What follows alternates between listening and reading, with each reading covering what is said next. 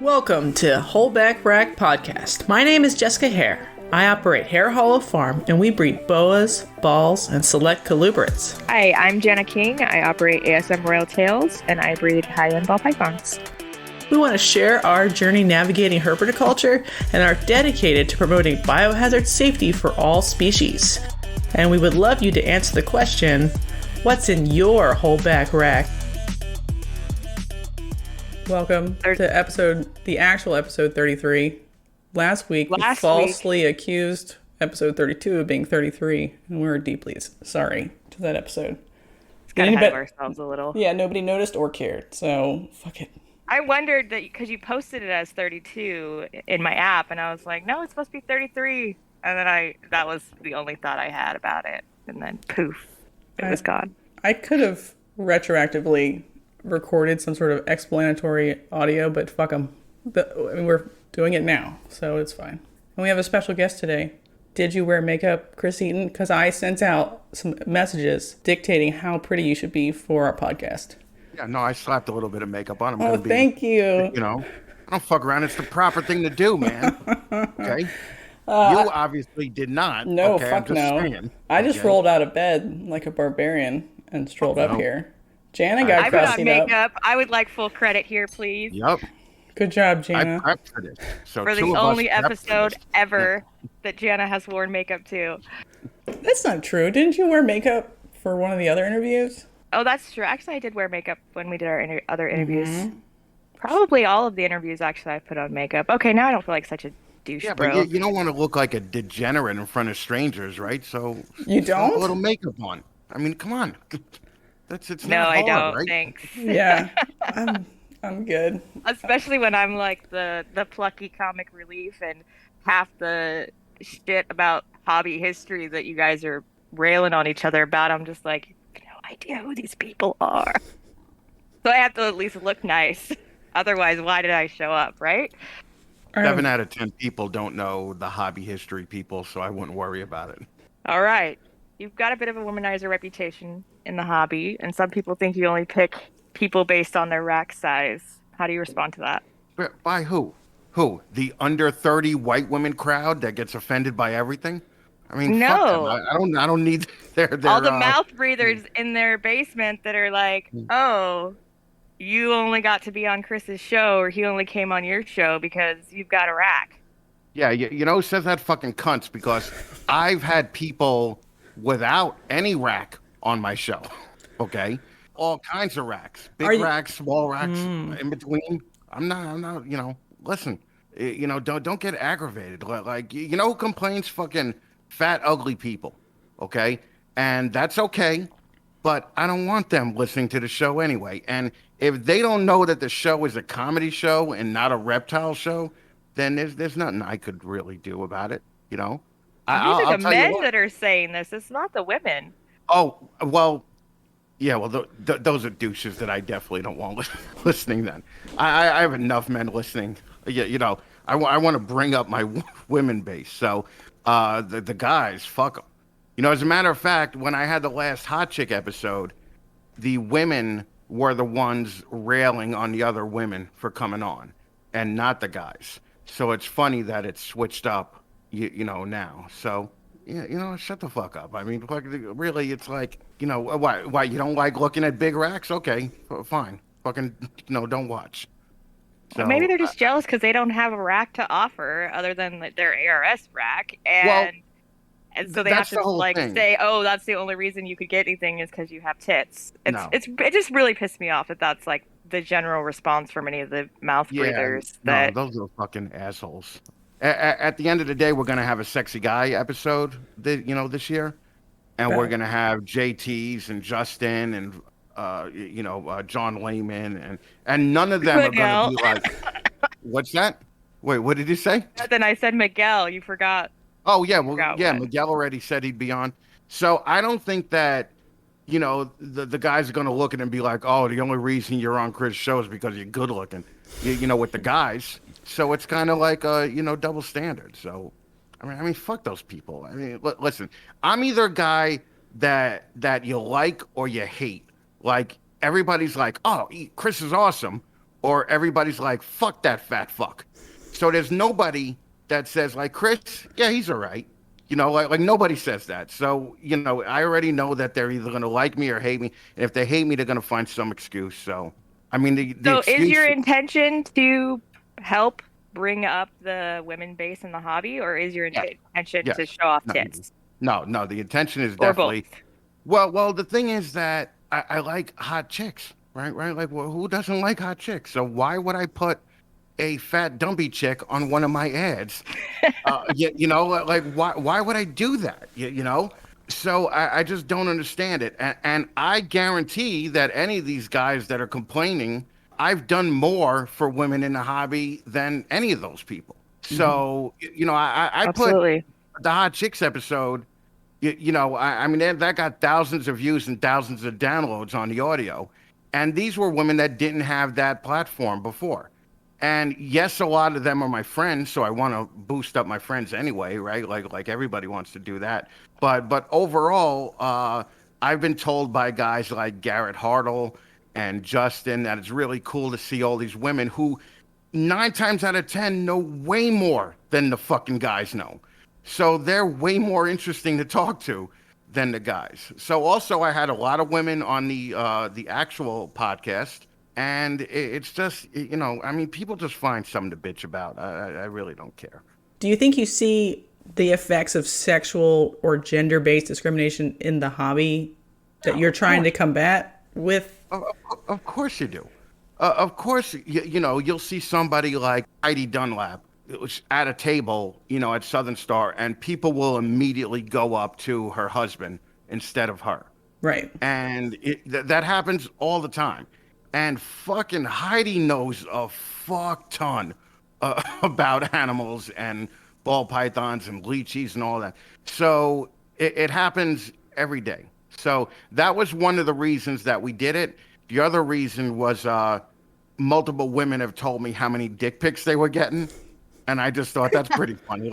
Let's come on and talk about that. So yeah, Yeah, of course. there's like a all women group on Facebook, and many posts about making a sale with another breeder, and then they think because you sold them a snake or bought a snake from them that means that they can slide dick pics into your DMs, and all of a sudden you're like, oh, Surprise. Some of these women have so many dick pics in their phones that if they deleted them, their phones would be physically lighter. Okay, so that's how many dick pics they're getting. Whenever I send out my dick pics, I always make sure it's okay first, because it's just a weird thing to be like, just slamming somebody with a dick pic.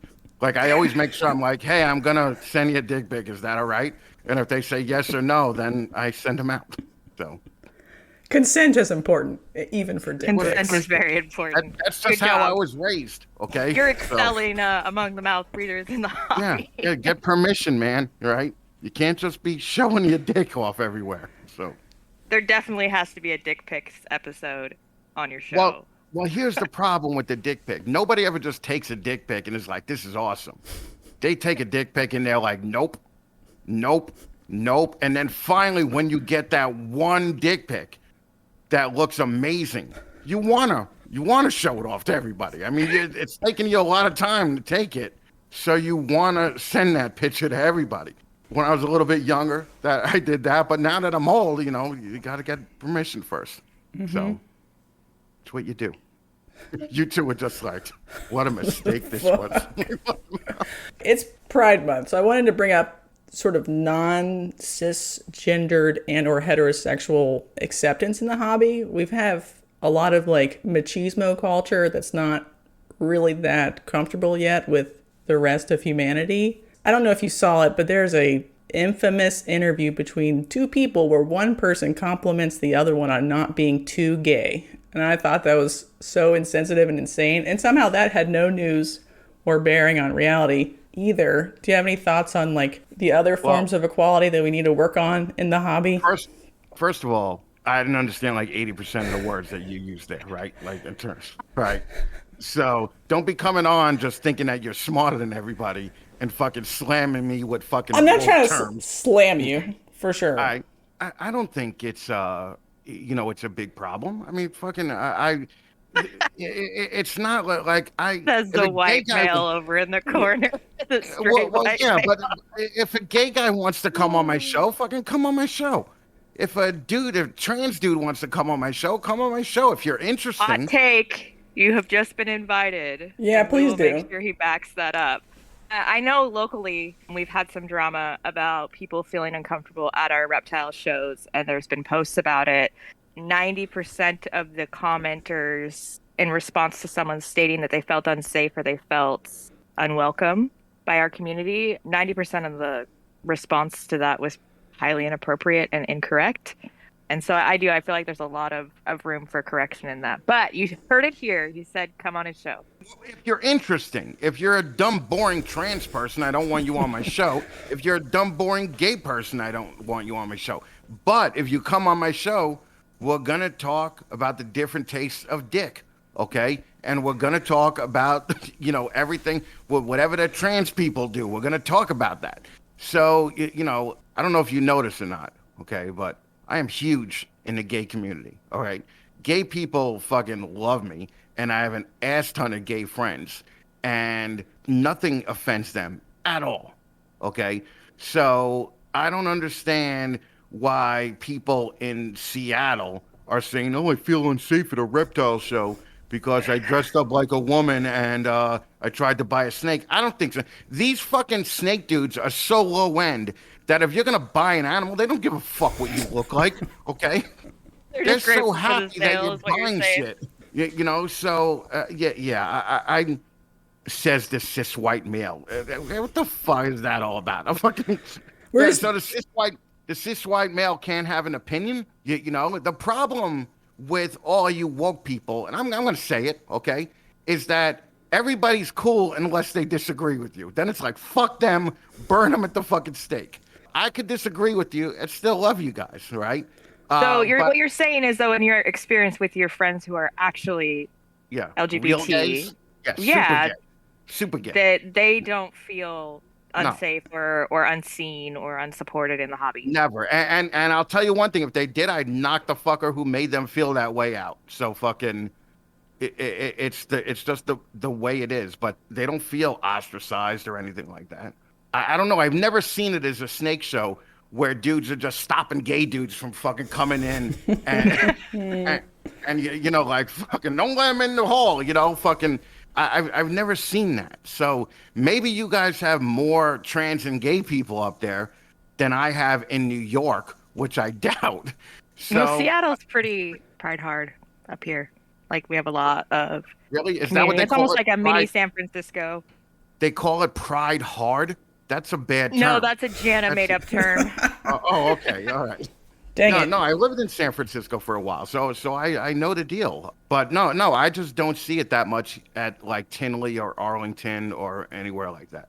I don't necessarily think it's always an active exclusionary process. It's just, is the process of the hobby being primarily cisgendered and heteronormative accidentally exclusive?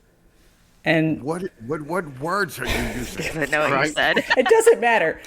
But as Would you like like me to translate that for the people in the back? as a straight white man who is heterosexual, is Wait, that you don't know that. Did you ask him if he's heterosexual?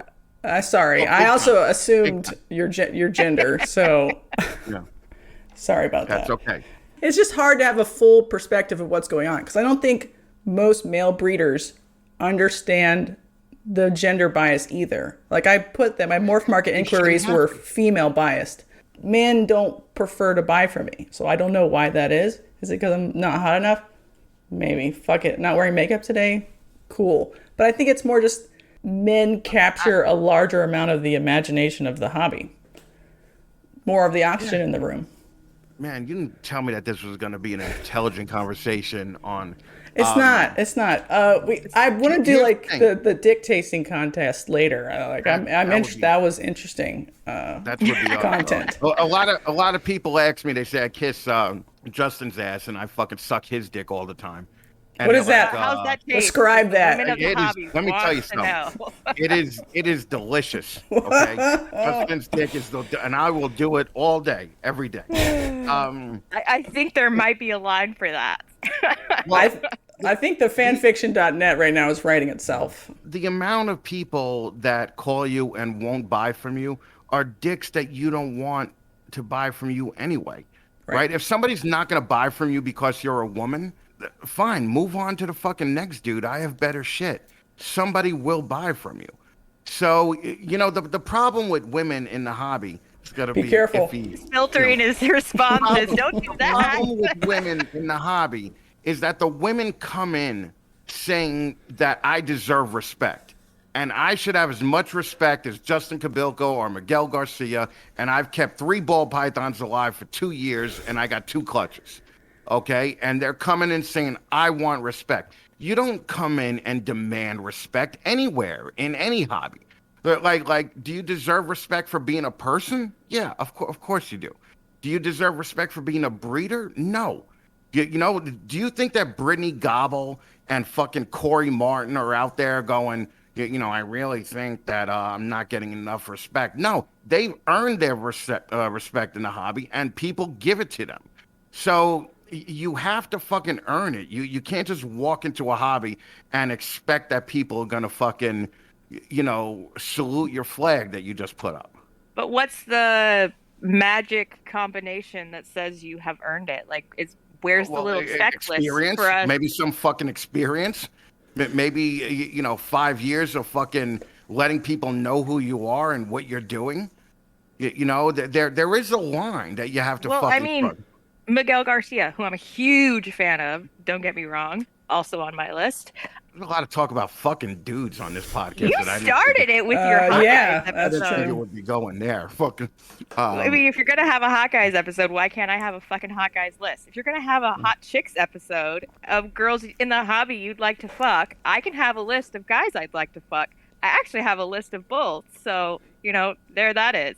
On our Zoom call, we make people tell each other who they would fuck in the room and in the hobby in general.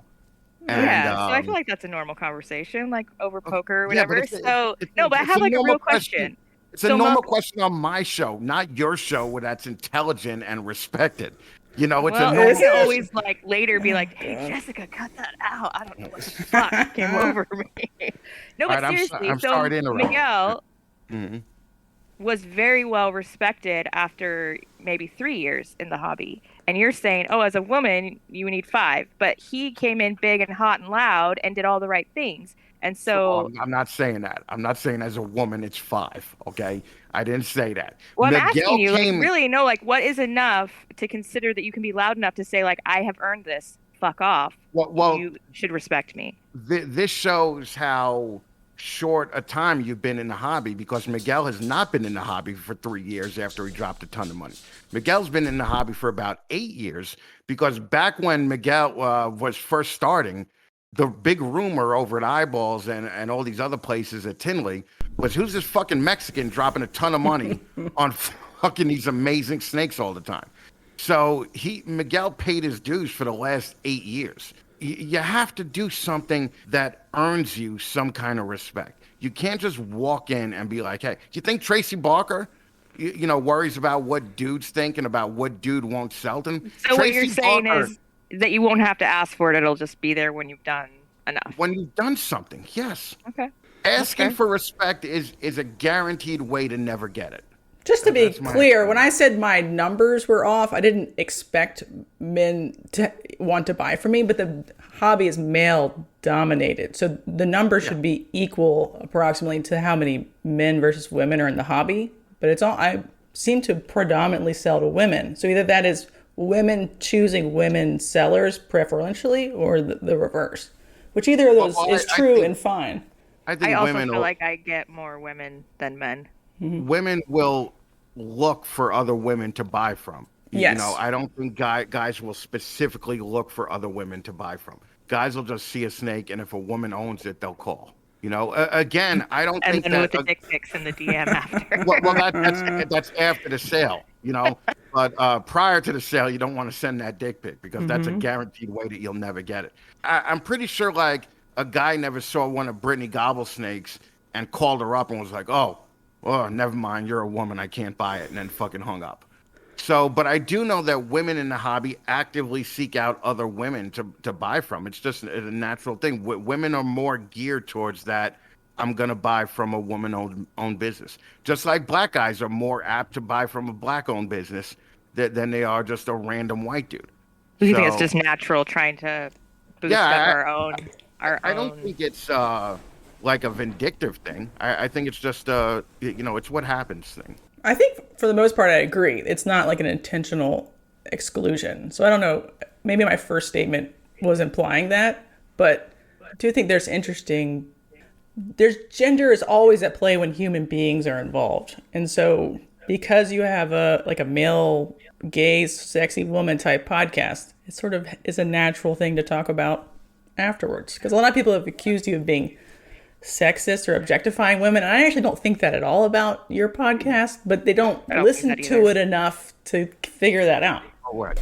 Well, and if you're not going to listen, I'm not going to convince you in an outside argument that's not what I am. If you have that first opinion of me, that's the opinion you're going to get. So No, I actually agree. I think you give women more airtime than any other platform that's currently lifting up smaller breeders. Yeah, no, it's just and you know guys like MJ, you know have women on. Guys like Brian from What's in Your Cup, they have women on. But I think I have more women on. And if it's because I'm like, oh, this woman's hot, I want to have her on, it shouldn't be anything wrong with that. There are, I call every woman on my show hot, regardless if I think they're attractive or not. Because I think, don't give that away. no, I think that women like being called attractive. Like no woman on the planet wakes up and says, "Oh, I hope that nobody calls me hot today, or good looking today." I just don't think that happens. Some guys, I fucking make sure that the guys are hideous, and I call them sexy. Like I have some of the worst looking guy fans in the hobby. Like I'm like constant 2s and 3s. Like fucking, there's the occasional 8, but 2 or 3, lower side of average is my wheelhouse with the guys. The women, they just happen to like it and think the show's funny, so they come. So I don't intentionally mean to be sexist. I remember in LA, we used to run clubs, right? And on like a Tuesday night, we'd have a guy bartender and we'd make like $8,000, right? Then the following Tuesday, we'd have a girl bartender with big tits, fucking real flirty, and we would make like $31,000. So if that doesn't tell you what's going on, that's the basis of my show, right? But like just the women will bring in the guys, and then the guys will laugh, and everybody will have fun. Fucking pull the stick out of your ass. Just have a little fun. The whole point of my show is to make people laugh. It's not to be like, oh, well, this, yellow belly, red stripe combined with this, like whatever. Like who fucking cares? I mean, this, like on our Zoom calls, we don't even let people talk about snakes. If you talk about snakes, you get muted, and if you do it again, you get thrown out. So it's like nobody cares about snakes, and I'm also the firm believer in the fact that people buy from people, because right now, especially with the ball pythons, there's always another snake that you could buy from.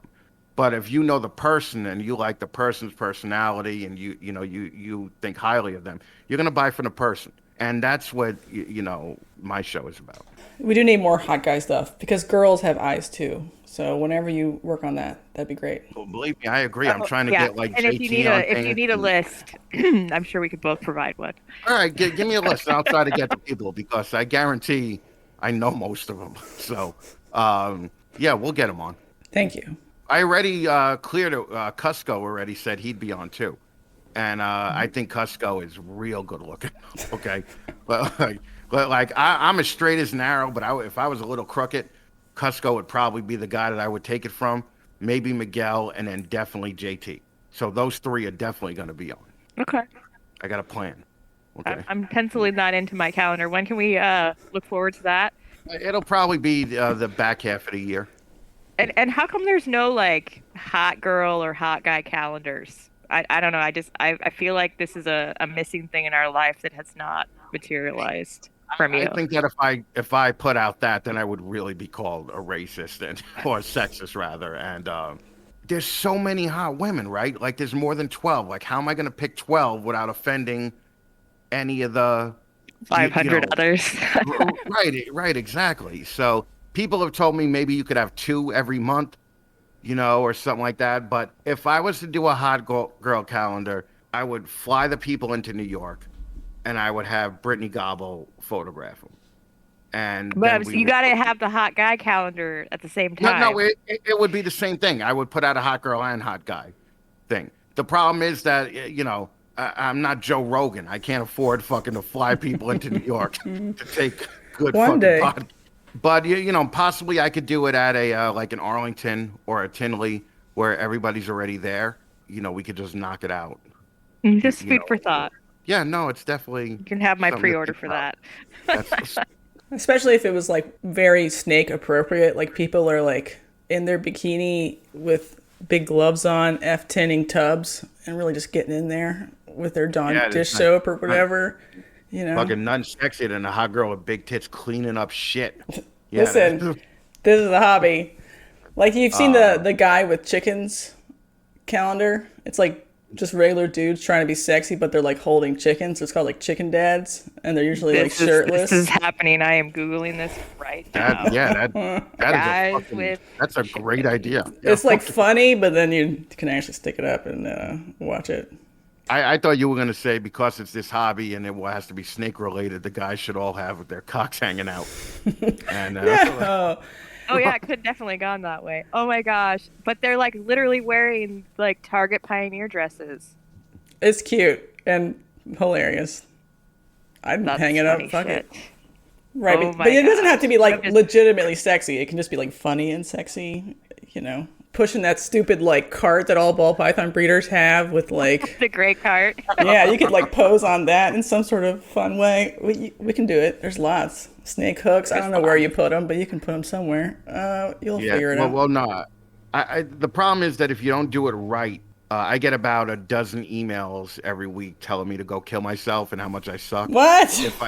Yeah, Jesus it's insane. I was gonna post a couple of them, but yeah, every week. Is it about the the sexiness stuff, or is it about? No, it's just about me personally. Oh God. They're like, Okay.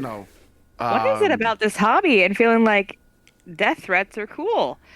Well, it's not even like see, I don't consider go kill yourself a death threat. I consider I'm gonna meet you at my house, at your house, and I'm gonna have a gun. That's a death threat. But go kill yourself, that's optional. I it's know, like, but I feel like this like rolls right into the morph market rollout and rollback of the Nido policy. Like he rolls it out and he's getting emails of like, go kill yourself. You're gonna fucking ruin the hobby. this What is the gonna fuck? go. This is gonna go against your guys' standards, okay? Just But be you. It's cool. I am one of those people that when he was rolling it out, and I know weeks before when John's gonna roll something out because since he advertised on the show, I have to get the commercials ahead of time to announce what's going on. And I was like, this is not gonna be good, man. But like, it's not. I agree that people should be testing their animals to a point, right? But I don't agree it's Morph Market's job to police the sellers and buyers on there to do the testing. It's like telling Amazon that every blender that you sell has to pass this rigorous test before you're allowed to sell a blender. You can't do that. But that's not what he did. Did you read the policy? Have you read the policy? I don't know. I don't pay attention to what they do. I just So read no, it. you have not read the policy. Right. So the policy actually stated, for those of us who read it, that you could opt out, but that it was Right. leaving room for those who didn't opt out for the buyer to test on intake and for them to be protected if it tested positive, that so they could send the animal back and receive a refund. But you could opt out, and it's not saying that every buyer has to test. It's just for those buyers who do test, it was leaving room for them. But you, How? as a seller, could say, no thanks to that. I'm not having that, and just put a little one-line blurb. Yeah. I Okay. do not give I know all refunds that. for testing. Okay. How would it look if the two of you were on Morph Market, and you were like, "I'm good. We could test. It's no problem." And then I went up there and I said, "Yeah, I'm going to opt out." How would I look? Exactly. How, How the fuck does that make you look? It makes you look like a dumb shit. right. So if it makes It you feel like you look like a dumbass, Maybe maybe you're you doing the are. wrong no fucking no thing no. and you should grow a This is where sack and let this people is test their where animals. this is where the liberal mindset just comes in and just gets so ridiculous, okay? Where you're shaming people into It's doing not something. shaming. You're It's just feeling like, shame. I didn't shame you. I put in mine that you may test, and you're putting in yours you don't, and then you're whining that it makes you look bad. yeah, If you yeah, feel okay. like it makes you look bad and you're whining that you look bad, maybe you need to do some introspection as a seller, and you need to say, if I feel like I look bad or if I feel like that makes me look bad, maybe I'm not doing enough as a seller. And I know you don't care. You don't even own any snakes, do you? Yeah, no, not at all. But what I think what would be better is that question would be, I would love for you to come on my show and ask him this. Why don't you ask Justin that? And why don't you give that explanation if he says no, I would have opted out? Or why don't you tell I would love to Miguel, talk to Justin okay, about testing. okay, Because when you you message Justin and you ask him if he will honor a positive test on a snake that he has sold you, his response is not go fuck yourself or oh, I'm opting out. It is I will honor any test, but you have to run it through fish heads and it has to be done in a certain time period. And that is all that we were asking for in the well, us as a why- community of NIDO testing. how is that Morph Market's job to police that? They're not If policing the it. They sellers were want to do it, they could leaving do it. room No, no, for the testers. it's not their job to do that. So Morph Market polices 10% of the weight listed plus or minus as the weight listed on the ad. If it's less than that, then because that's in the DPS. So why is that acceptable when Even testing? know what any of that means that you just said. So the default store policy says that if the snake Yes. listed is 10% less than the weight that was listed on the ad, the person is allowed to return for a refund because that would be a violation of the store policy. Yeah, Morph That makes Market sense. is policing things already. So we've already given them this level of authority. And so if someone sold you a snake and they came with, dying because they weren't the right weight that was listed on the ad and they're like shriveled up and about to keel over and they're covered in mites, you could contact Morph Market and ask them for help in And Morph Market will open an investigation or whatever. correct. Right? So we're Okay. already giving them this authority, and we, as a community of testers, believe that NIDO has to do with the health of a snake. So when you are selling a snake and you're guaranteeing its health, that is something that should be policed. And it's not even a requirement. It was just an opportunity for those of us. Like, there was a snake that I really wanted this week. Fucking hot for this snake, right? It would do amazing things for the triple recessive project that I'm working on. It would blast me years ahead in my project. And I reached out and I was like, okay, you don't do refunds. I see that in your store policy. That's fine. And you say that sometimes store credit can be granted. And I was like, if I get this snake from you and it tests positive and I send the snake back to you on my dime, will you offer me store credit towards a different snake? And he was like, go fuck yourself. Was that his response? Go fuck yourself. Go fuck yourself. His response was, no, I'm never going to give you a refund for any reason having to do with NIDO. And I asked him if he would test the snake for me on my dime before I purchased the snake. And he said, no, I will never do that. Well, you doing that would not be a smart thing anyway, because he could test something that's not NIDO positive. You and are send correct. results and just I just wanted to know if he was even willing to, or if it was completely like anti-NIDO testing, or if it was just he didn't feel like dealing with like a send out and a return. Like, I was just trying to gauge where he was at. If that Morph Market policy was in place, I can look at someone's storefront and see if they've opted out, and then I don't even have to browse any of their animals. Okay. As a buyer who tests on intake, no matter what, I test Jessica's shit on intake, and I know that she's fine. And so it's like, that's just my general thing. And so if I can look at someone's store and see if they've opted out, and then I don't have to have this uncomfortable conversation that sometimes devolves into fuck right off from the seller, that would be great. I would love that. And like I said, I don't care if you test or if you don't test. That's on you. That's your personal decision. I mean, it's like a religion. Like, it makes no difference to me if you believe in God or you don't. Like, that's between you and yourself and whatever higher power you believe in. But it would be refreshing to have had that policy stay in place and to have people opt in or opt out. Okay, I think that clearly a majority of the people disagree with you because John opted out of it. He rolled it back. He He absolutely so rolled it back. he absolutely did. And I believe in testing, okay? If you guys saw the NITO test, I mean, we did a show about this 2 or 3 years ago. Yeah. And we had Susan Fishman and It was a great Bartleby show. I've there. watched it multiple Um, times.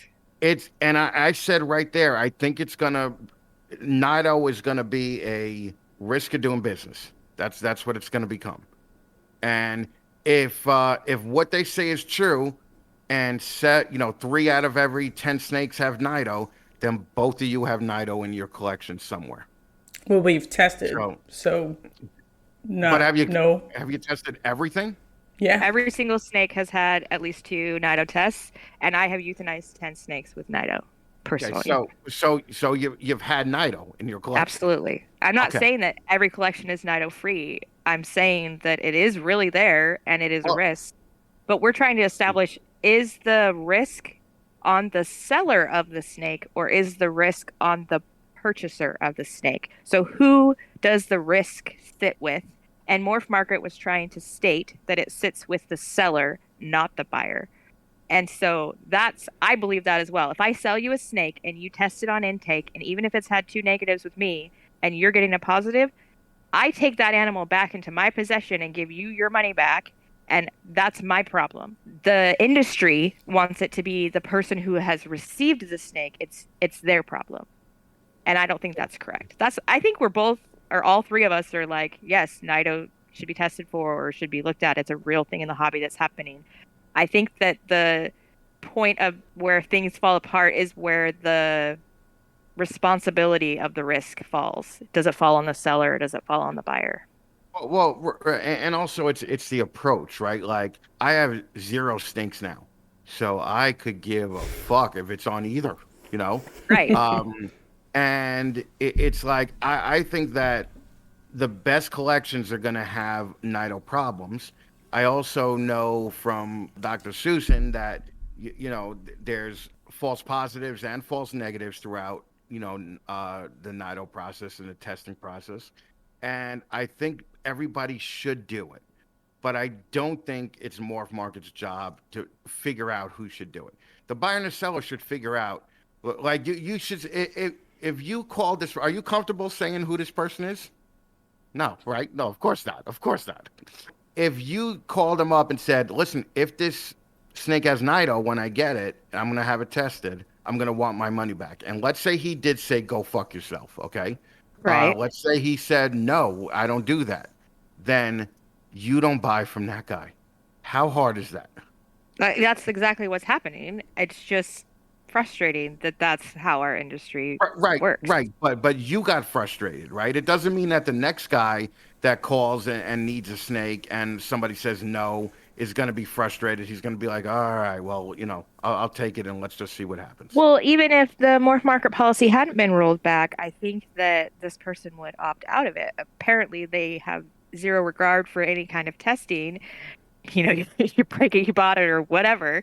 But he could just opt out and we would know that and I wouldn't have had to have this frustrating exchange. I don't know. Jessica, you haven't said a single fucking thing and that never happens. Do you need some coffee back there? Do you need a minute to talk? Interviews are for guests. Just trying to... Oh, so you want me to shut the fuck up? This dumb bitch. No, you're all right. You're all having a discussion. No, I think she's doing good. But I know Jessica has some opinions on this, and I'm full of opinions, and I would cut a bitch in a second if I could get my way in the hobby. But I can't, obviously. In terms of being pro-testing, I understand that people have, positions they're trying to defend and collections that maybe are mixed. but I have a fully tested collection. So all of the potential input of, a bad thing coming into the collection comes at the time of purchase. So that's when I want as much guarantee as I can get from my seller to include a negative test. And I've had, sorry, say it again. How many snakes do you have? 281, not including. Okay, so you have 300. Yeah. Let's raise it up to 300. Let's say you Mike Wilbanks with 6,000. Okay, at $60 a test. Are you going to test 6,000 snakes at that price? There's a point where it becomes impossible to do that. So he doesn't have to guarantee that the babies he sells are negative. He just needs to not cross-contaminate because Nido isn't vertically transmissible. So he doesn't need to do anything. Room, right. And then he needs to allow people to test them when they buy them. Right. That's it. He doesn't need to test. We're not saying you have to test your whole thing and kill any that are positive. You can breed Nido positive snakes. I don't care what's in your collection. I want to protect my collection. Right. No, I get it. And it's cool. You guys should change the name of this podcast from the Holdback Rack to Karen's. But it's cool. You guys should definitely do what you want. But no. I think that everybody agrees that it's better for an animal to be tested. I think that everybody agrees that if I have a healthy collection, I don't want a fucking Nido snake coming into my collection and fucking exposing everybody. Okay, I know people that have healthy collections and then have a Nido room where they just fucking have Nido snakes that they'll put together because it doesn't transmit vertically. So that may be the way that the business is actually going. You may have to have that. You may have to have separation. And you want to talk about biosecurity, that's a way to do biosecurity. It may come down to something like that. So I don't know the answer. I have a dick and fart joke podcast. I don't fucking, I don't know the answer for stuff like this, but I do agree that, stuff should be tested. I also agree that people shouldn't be shamed for, having tested, collections. So why that would one is tough. That's so confusing that you can't. I was terrified of we did an episode where I talked about my own experience, and I was a little terrified that I was going to get blackballed from the hobby for openly admitting that I have Nido positive snakes in my collection, even though by this time most of them had already been euthanized and they had been immediately separated, and I had done all my due diligence. I still was worried that because in this hobby, if they want to blacklist you, they can. Yeah, they can really quick. Real quick. They can just, and you're done forever. And the thing that I think that you got to remember is if you guys feel like your job is to get people to test, your job, you're not going to get people to test by trying to convince the 80% of fucking shit kickers to test. You're going to get it. You're going to accomplish more by convincing the 20% to actually do it. And if you guys get a couple of those people on board, the rest of the 20% will do it, and that'll trickle down to the 80%. So I think it's a waste of time catering to the 80% on the bottom that can't do shit. It's the 20%. And yes, was a waste of time. No, every time we stop someone from having a colony collapse situation, it was never a waste of time. Every bit of time was worth it. Because I've had a colony collapse and it sucks big, dirty ball sack. Any test that someone does that stops that from happening is worth it. Any single test that we have encouraged someone to take has been worth our time, period. I mean, if the industry never changes. All right, calm it down. Is everybody on their periods today? Jesus fucking Christ. All right? Oh, my God. We're doing great. Holy shit. So I think that we should move on to screw, kill, or marry. And now for something different. Before he just hangs up on us and quits talking to us. No, look, I'm loving this. This is fucking, this is fucking fun. So, is it okay that I don't know who some of these people are? Fuck screw, God. marry, or kill? Oh my God, why would you even say that? I'll cut that out. She always has to cut my stupid shit out. Oh, actually, I do know all of these people. Never mind. All right. God. Okay, we're fine. All right. If people don't know, we have some listeners from other countries. The Screw, Marry, Kill is a game where the three names are presented and you have to pick one to have sex with. Probably really raw, like raw dogging it, easy. And then, or marry, or kill. And the goal of the game is to put the person who's being submitted to this sort of punishment through as much uncomfortableness as possible and hear why they would want to choose to screw, marry, or kill the people. So Nice. Chris Eaton, first one, Justin Kabilka, Miguel Garcia, Bob Vu. What do you got? I fuck Bob Vu because I had sex with Asian people a few times and I really liked it. Wow. I'd probably marry Justin because of the money. And I would Oh, kill whoa. Miguel. Yeah, I would kill Miguel because Miguel's constantly making me look bad. Like, like when I went down to Arlington and Miguel was there and I recorded like 20 people, right? Just audio, recorded 20 people. It took me like a month to get that out. But the next day, the Monday after Arlington, Miguel put out a high-def video of him interviewing 50 people. And I was like, you know what? Fuck this guy. Okay. So I'd kill Miguel, marry Justin, and bang Bob. Good choice. Justin seems like a reliable husband. I was just very gonna say, that's who I'd doting. marry. Yeah, Justin is the greatest dude in the world. Like fucking, like I was telling someone the other night, like on paper, Justin and I should not be friends at all, right? However, It makes no sense because he's Yeah, like a super nice PC dude. Yeah, but fucking, it's somehow or another it just works. Me and Justin have that relationship of the fucking idiot in high school and the smart kid, and we kept it going into our 40s. He really should not be friends with me, as should Brittany Gobble. She should not be friends with me either. But it's definitely fun talking shit and watching their reactions sometimes.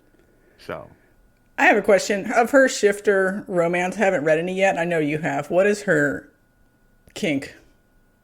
Wait, what? Yeah, Wait, well, pause. Hold the phone. She has she's an author. How do I where not have you know this? not been? Brittany This is Gobble my is a thing. secret, famous You author. So much more famous than all of ball us. python? Jesus Hold Christ. the phone. I don't own a ball python. Brittany Gobble. What is it? What's the I'm series assuming it's called? werewolves. Is that right? It's it's animal people fucking.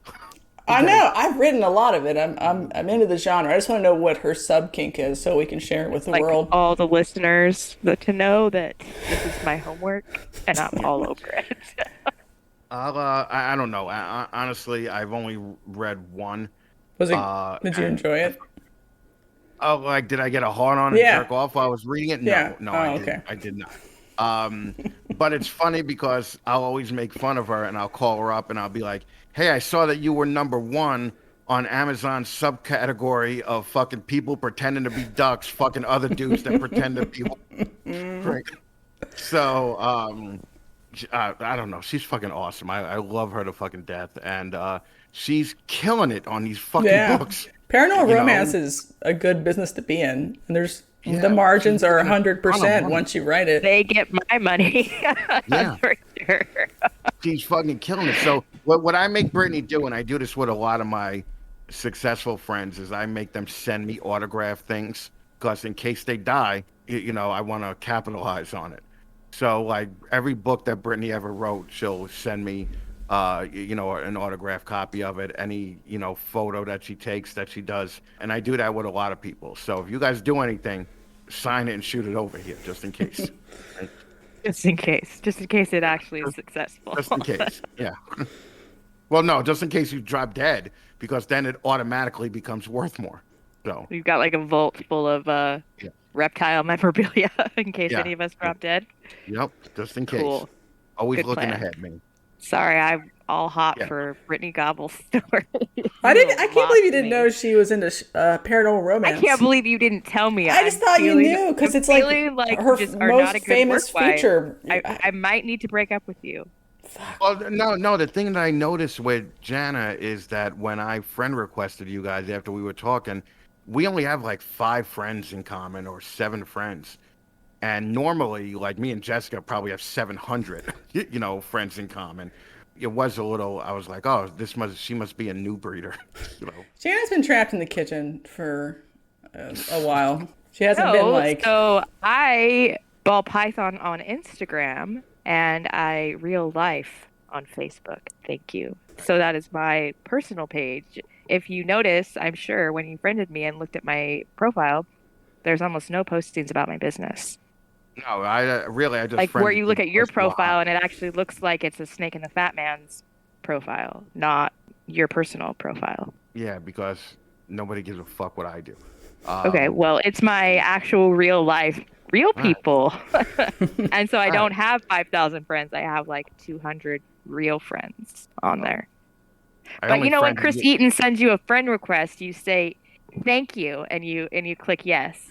See, that's awesome because I'm glad you people think that way about me because literally nobody else does. Okay, I but when don't think you friend that's requested accurate. me, or when I friend requested you, I was like, oh, she's hot as fuck, so I'm gonna, so Glad yes, I rate. Thank you. womanizer. And this Yeah, is after he's stated that he tells every woman that. Just to be clear, everyone. my God, calm Okay, down. so You're being a little sensitive. screw, screw, Mary, kill. Jay Brewer, Kevin McCurley, Brian Barczyk. Oh, fuck Jay Brewer. I mean, fucking kill him. Fucking get rid of that motherfucker. That dude, that Yeah, fucking but now you got dude. to decide who you're gonna fuck. Yeah, I know. I probably fuck McCurley, right? Because he got that skanky, I'll do anything look about him, like fucking, always in a tank top and like fucking, fucking with shit. And who am I marrying? Oh, Brian Bartek. Barczyk. Oh, for the love of God, yeah, I guess his Bartek will be the guy, man. Well, he's rich too, so I mean, if that was your Yeah, Justin but reason, yeah, he Bartek got money, but he don't got Asian baby money. Okay, Mm-hmm. like Justin does. Like fucking, I would, but believe me, fucking, marrying me is no prize for Bartek either. So All no one's right. gonna be happy in that marriage. Now this one's going to be hard because it's a lot of your favorites. Antoine Hood, Shane Kelly, and MJ, Michael Juarez. man, You gotta pull the trigger. Who are you gonna kill?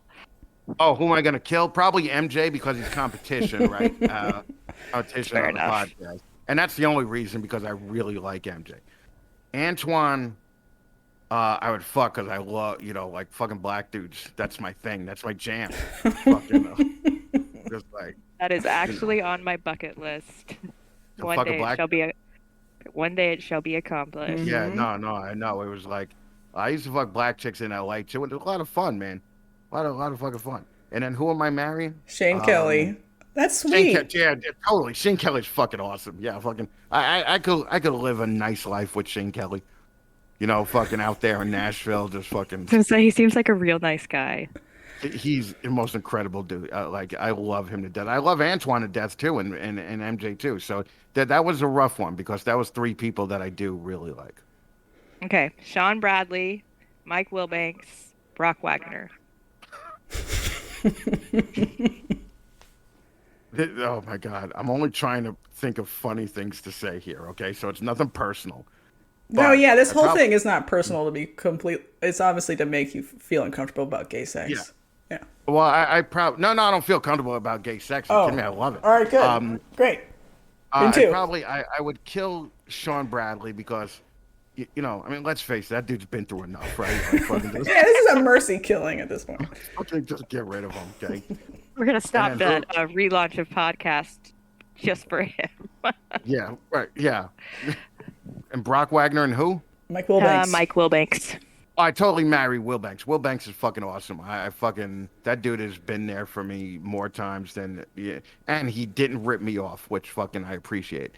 That's So good. yeah, I guess I'd have to fuck Brock Wagner, even though, I mean, I'm not the biggest fan, but I think he's changed a little bit the older he got. But we did not used to like each other when when we were in the eyeballs thing and everything. So, but we did buy snakes from him. But yeah, so okay, yeah, kill Sean Bradley, fuck Brock, and then marry Will Banks. Great job. And my last question is: of all the previously mentioned, who would be your preferred power bottom in a gay relationship? How come you motherfuckers didn't at least include one woman? Like, 'Cause- what the fuck is that all about? Well, when you interview somebody else, do you put them in a gay situation? Nope. Nope. No, just for right, You're you. yeah. so special. We wanted a special set of questions just for you. Let me tell you Special something. segment just for you. This is We've why never people done the Mary Screw Kill. We've never. It's just never all for even done it. you. Yeah, you This know. is why fucking the word on the street is that you guys are homophobic. Okay, all right, but that's what you get. I'm like So the opposite of homophobic. We're the opposite of homophobic. I We don't would know. watch That's that all day. Thank I don't you. know. The last 20 minutes disagrees with you. Okay, so This is sort of like um, shipping material. People can take this back into their spank bank and just sort of sort out what they're going to do with that later. oh yeah, I'm sure fucking fucking Antoine Hood is gonna be home jerking off thinking about me fucking him. Yeah, okay.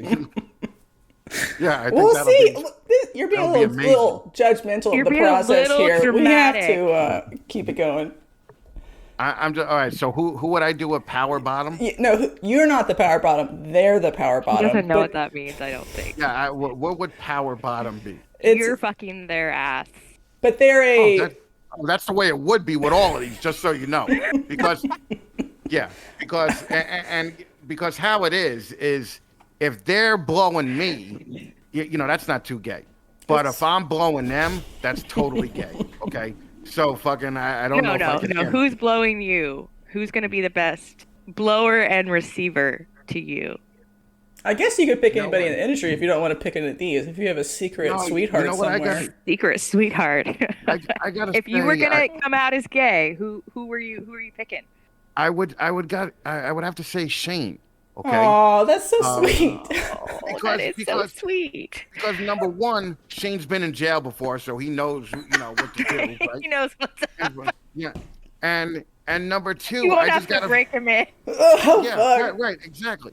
And number two, I think that Shane would really try. I think that Shane likes me enough to where he would really give it the old college try and make it happen. That's so sweet. I love Yeah, it. I really, yeah. No, I definitely got a bro crush on Shane even before these ridiculous questions. But Okay, Shane, well, Shane won if the you- 15 minutes contest the first year. Yeah. Oh, that's so cute. You do Yeah. have a little bromance. Yeah, well, I only did it because he blew me. So fucking, it's like a great fucking. Because he had experience. Yeah. Yeah, that's why I picked him. He's so good. Yeah. All right, love it. I thought of a question of like asking you what your man harem would be if you had to pick only from ball python breeders, but I thought picking just one was going to bring us like the real emotional connection to their butthole. And we have it. Thank you. We have it. Oh, I'm moved by that deeply. There's some guys that I really like in this fucking industry. and not that I want to fuck them, but guys that I would go to war with. Shane's one of them, Antoine's one of them, MJ's one of them, JT from Reptile is one of them. So there are dudes that I have bro crushes on, but I never actually physically thought about fucking them until 10 minutes ago. But, Yeah, you don't have to. We're just if that's your thing, being fucking awkward degenerates, as always. We can move on. Yeah. So Oh, what wait, what were you gonna motivated say? you to start your podcast the first time while Eyeball Python still existed? Oh, Sean Bradley. Sean Bradley was interviewing people and fucking cutting them off and making it all about Sean every time, right? Like, fuck, it was the Sean show, right? So he'd have Will Banks on and he'd be like, yeah, but this is what I did when I did this, or this is what and I was like, the only way I'm gonna fucking learn about these people is if I do it, because Sean is obviously just cutting them the fuck off, right? So that's when I did it. And we had spent a ton of money getting into this, where all the big breeders were actually my friends, so they would do it. So the first episode, we had Ralph Davis on, which was huge because nobody had Ralph Davis on. And I don't think anybody had him on since. No. Jana, just so you know, Ralph Davis used to be known as the king of all Fuck. You can fuck right off. Oh, that was a Thank super you for burn. that, though. It was a super burn. Also, I get put in timeout quite regularly for, I guess, pulling a Sean Bradley on our interview episodes. She's always like, shut the fuck up, you talk too much. Why? Wow, you're adorable. No, don't worry about it. Fucking, you should not be put in timeout. You're adorable. Keep it As up. the womanizer who puts people in timeout in his Zoom calls. No, because she's like, I don't put we're women here out to in my. listen. No, you were not listening, so maybe you should be in timeout. I put men in timeouts from the Zoom call. The women could all say whatever the fuck they want. They want to talk about snakes. I don't give a shit. I don't feel like that was made clear. I'm gonna listen to it back, and I'm gonna get back to you on that.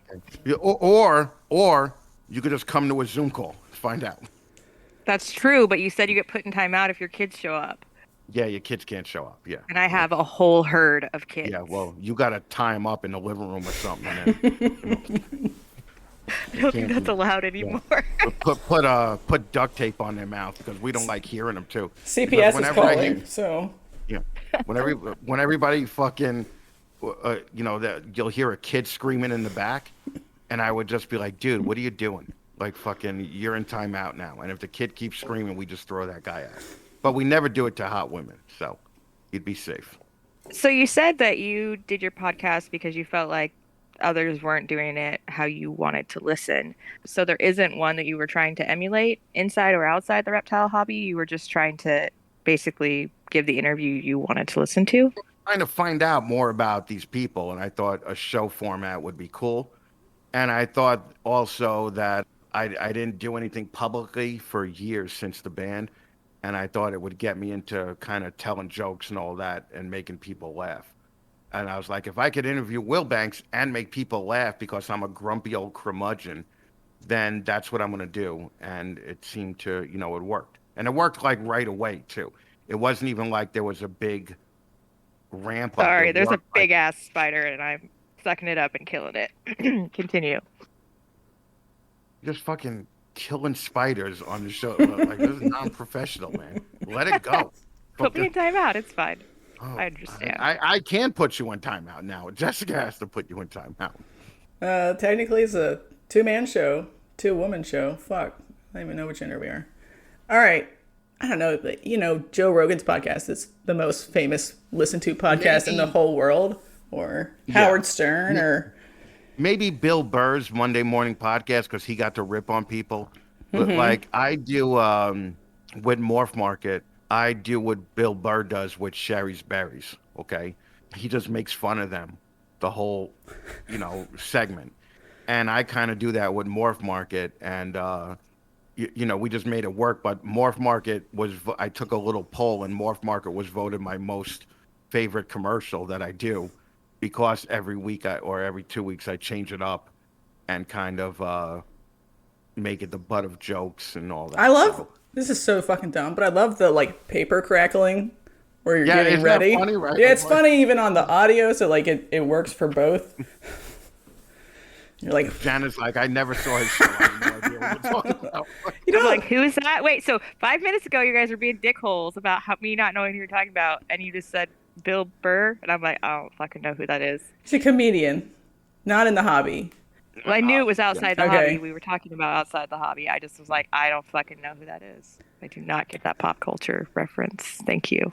Because your show, Chris, reminds me of not a reptile show because you don't have any fucking snakes. You don't really care about snakes. It reminds me more of a show done by a comedian. So I wondered what your influences were. So that's interesting that it was Bill Burr all along. Yeah. It was Bill Burr, Tom Segura, fucking, Burt Kreischer, guys like that.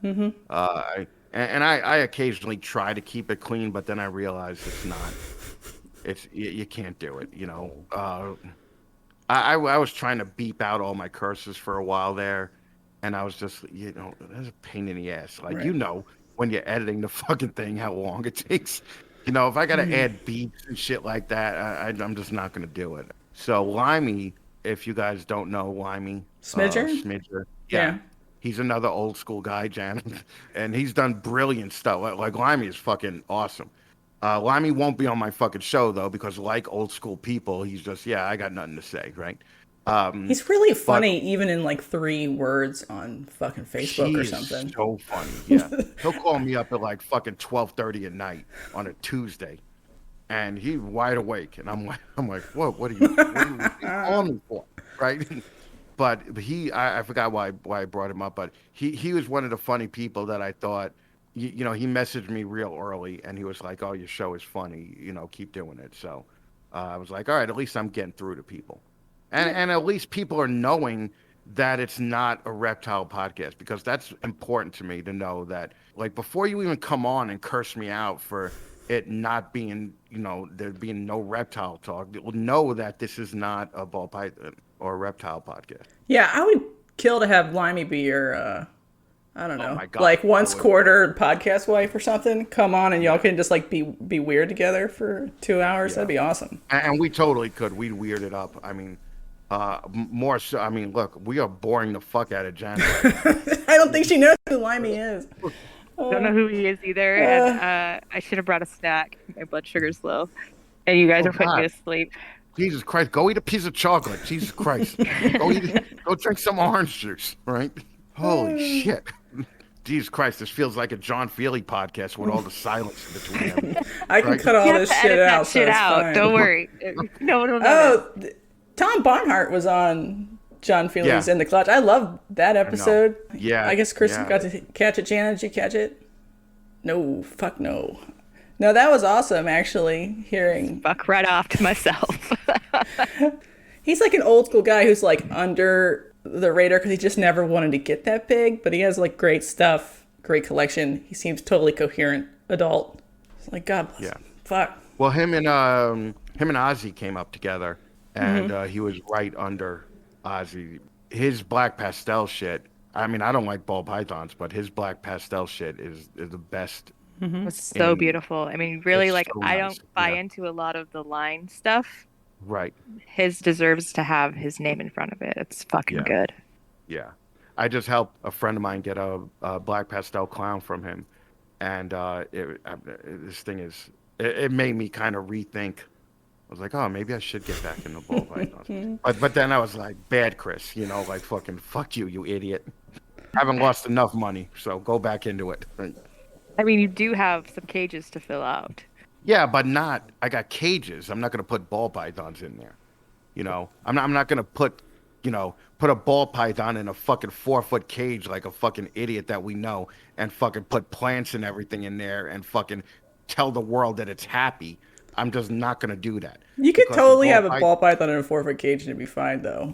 No, you really can't. You really What? can't. I think that the ball python is going to be always stressed out, okay? And it's not going to eat and it's going to die. So it's just, I just think that that's the way it is. At the same time, I want to say I'm exhausted with keeping animals in drawers, and I don't want to do that anymore. So that's why I'm not, when I get new animals here, I'm not going to do snakes. I'm going to do lizards and frogs and everything else. So they have Applegate style enclosures where the whole bottom is like a drawer, but then the Right, top yeah, is an enclosure. So you can do stuff that likes some portion of the time subterranean. So you can do leopard geckos that'd be half up and then half down. No, Just I got a thought. bunch of focus cube cages here. They don't have, or at least the cages I got didn't have that option. But I remember my friend Barry Berg used to have those where the bottom was a rack system, but the top was an open cage. He was keeping Morelia in that. Yeah, there's some PVC vendors, and I'm sure Focus Cube can do it if you just ask them, because they can fucking laser shoot whatever into whatever in their CNC machine. Whoa. And they could probably do it, but I don't know why people don't do it more, because it seems perfect for someone who wants a bunch of plants and shit, but for their ball python. So the ball python could never even fucking leave the bottom shelf area, but if they wanted to, they could. Yeah, Yeah. I would give it that option. Yeah. How did the top hat become a thing? I just wanted something stupid that would make people laugh, right? And I was looking for top hats. I looked online, and they were like fucking $500 and $300 and $700. And I was like, I don't know if I want to make people laugh this bad, right? So fucking, I found the cheapest hat on American Hat Makers, which was like $350, which is this dumb hat right here.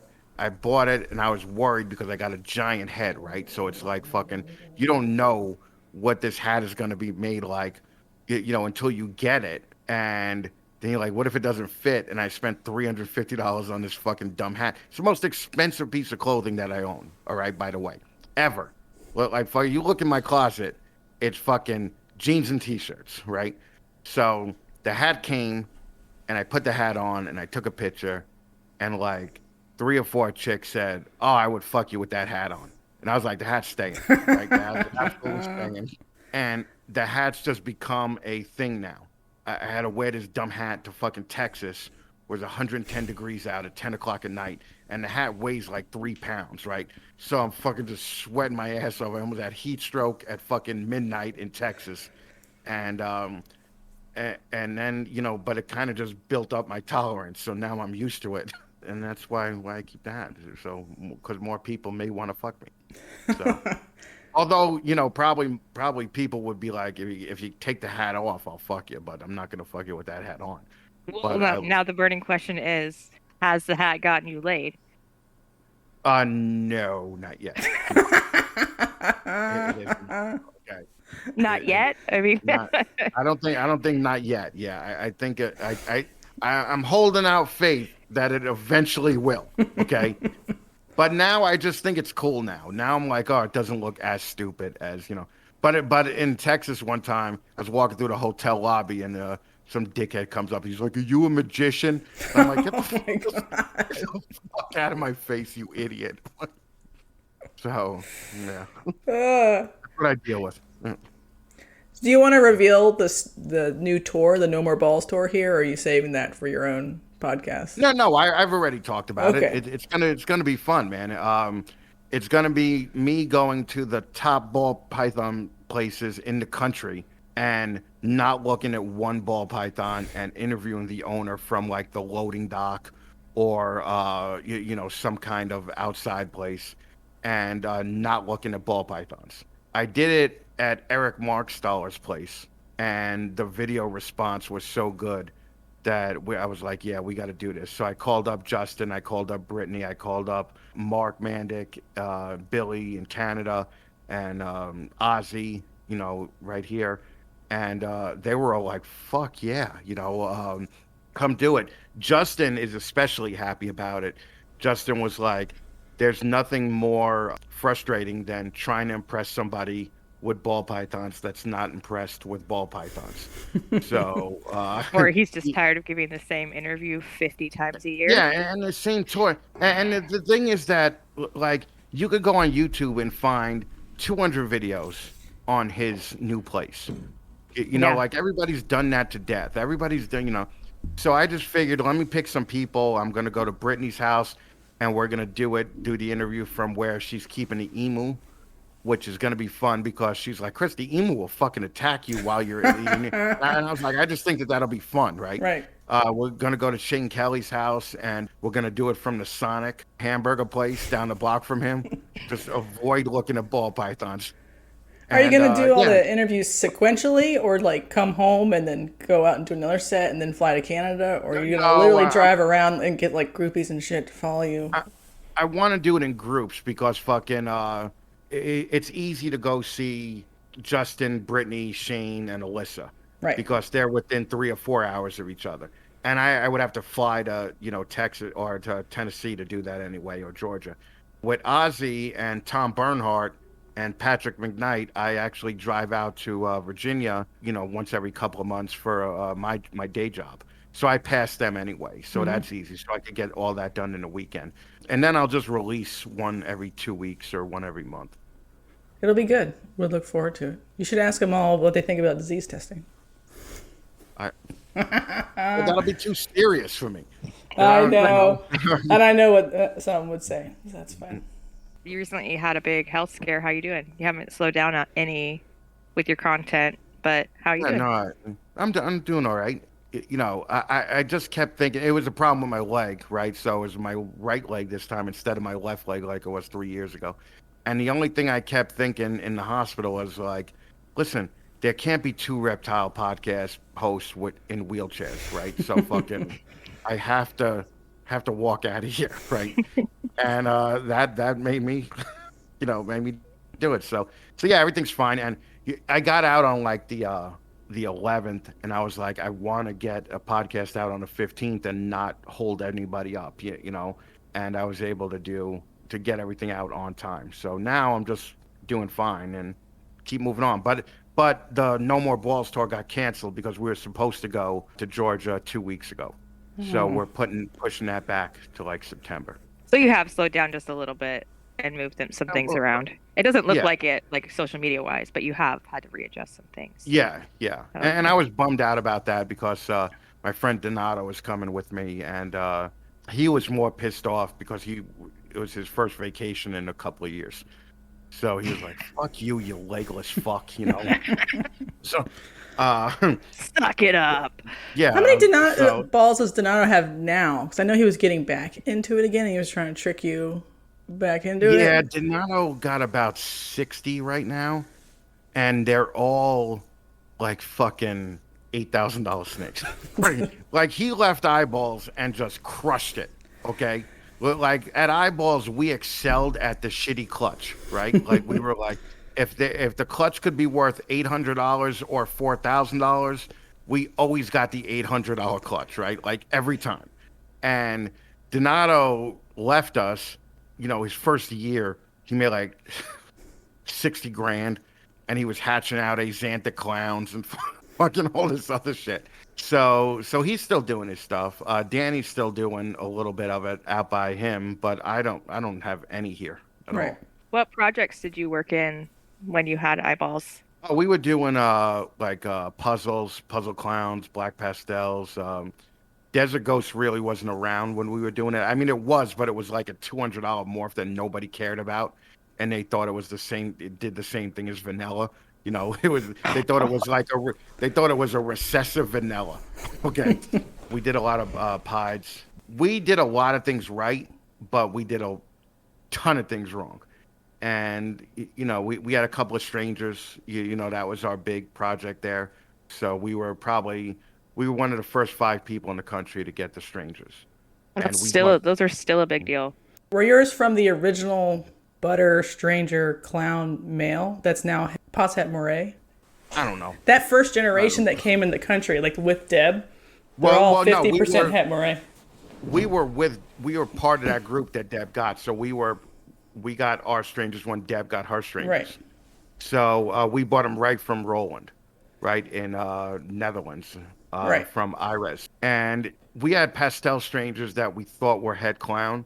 And on the first clutch, it proved that one of them was head clown, but we didn't have strangers on the other one. But there was a rule that was implemented where you couldn't sell males until like 2021 or 2020. You know, yeah, yeah. We were like, fuck that. We don't follow the rules. We'll sell what the fuck Oh, we God. want. So you were the only person who broke the like stranger code I was of gonna say ethics or there's like a whatever. stranger pact. Don't fuck with stranger.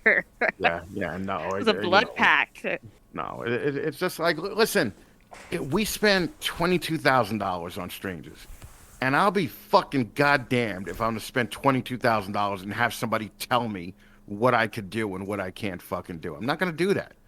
So think for yourselves. Like fucking Yeah, but and Roland's price protection has indeed It's protected the insane. price of Stranger Yeah, that's more than like one of any the other only. to a incomplete point though. dominant. To Yeah, a I mean it's point gone because down, but not like fucking banana It gone is still, down. isn't it the most expensive codom? I don't even know. I I don't mean, know. Maybe. yeah, I mean it might be. I mean, I think you could get a stranger now for 5 grand. Yeah. You know, Ish. 4 or 5 grand for a I female. know Will Banks like had a Memorial Day special and people were picking them up for like 2,500 or 3 grand. No. Yeah, Nuh-uh. Stop. yeah, When? yeah. And then Bye, there was an project. Fuck off. She has a stranger. That's why she's having a heart attack oh, right you now. do? Oh, what about when all the shit went down with like strangers and Mahogany is a stranger? People are dumb because they don't fucking look the same. You just There's want no them to way be they the look same. the I same, right? know. There's I At no all. fucking way. At all. Yeah, so no, I hated that shit. Yeah, our strangers ended up dying, right? So, or one stranger died. Donato took the other one, and I just didn't care at that point anymore. I was just like, you know what, this is dumb. Like fucking. Do you think it was like things within the hobby or in your life or the nature of the business that like drove you to like let The eyeball treadmill of pythons failure. go, or was it just a lack of interest? Like, I'm really interested in people's like exit interviews about why they decided to stop because I think that's more interesting than why someone decides to start because Right, there's a yeah. lot to No, learn there. I had a stroke, and I had a stroke in the shop. Okay, Oh, and I had a stroke on the second floor of the shop, right? right. And the right side of my body stopped working, and I limped over to the stairs, right? I was like, how am I gonna do this, man? Like fucking so I fell down, okay? And then I just scooted up to the top stair, and then I fucking went on my butt down each stair, right, to get down to my car. And then after that happened, I was just like, this is not really working. I mean, it was costing us about 6 grand a month to maintain the shop, and on months where you didn't make 6 grand, that 6 grand had to come out of your pocket, right? So fucking, we just got tight. Like Danny, fucking is a rich guy, he could afford that shit. Me and Donato were like, fuck, we can't afford to keep dumping money into this, and they didn't want to do shows at all. Donato was like, dude, I am not like I have Sunday off every month. I'm not gonna spend my Sunday with a bunch of white trash in White Plains trying to fucking make $3,000 when I could just work a Monday and make $3,000. He's like, I'd rather spend time with my family. So they hated doing shows, and I was the only one doing the shows, and that's a pain in the ass. And I was basically the only one at the shop because they were both working, pharmacy jobs, where I was working a graphic design job. So I'd go to work every day. Then at 4 o'clock, I'd head out and I'd go to the shop, and I'd stay at the shop until 1 in the morning. And then I would just go to work, the next morning. And they didn't do that. Danny came down a couple of times a week, but because of traffic and everything, it could take him 3 hours to get to the shop, So, so finally, I just said, listen, I don't want to do this anymore. So Danny took a bunch of snakes. We gave Donato a bunch of snakes. And I had taken 2 or 3 here, but I didn't even like having them here anymore. I got them up to size, and I gave them to Danny. So.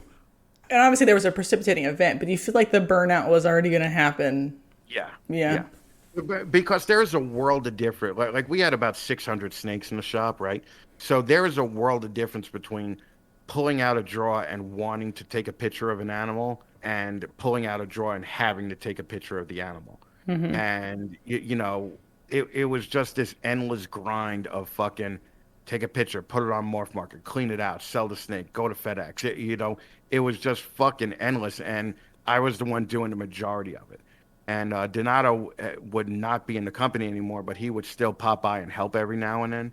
But yeah, I just couldn't do it. Health-wise, I was like, all the shit from the Hollywood days was definitely catching up with me.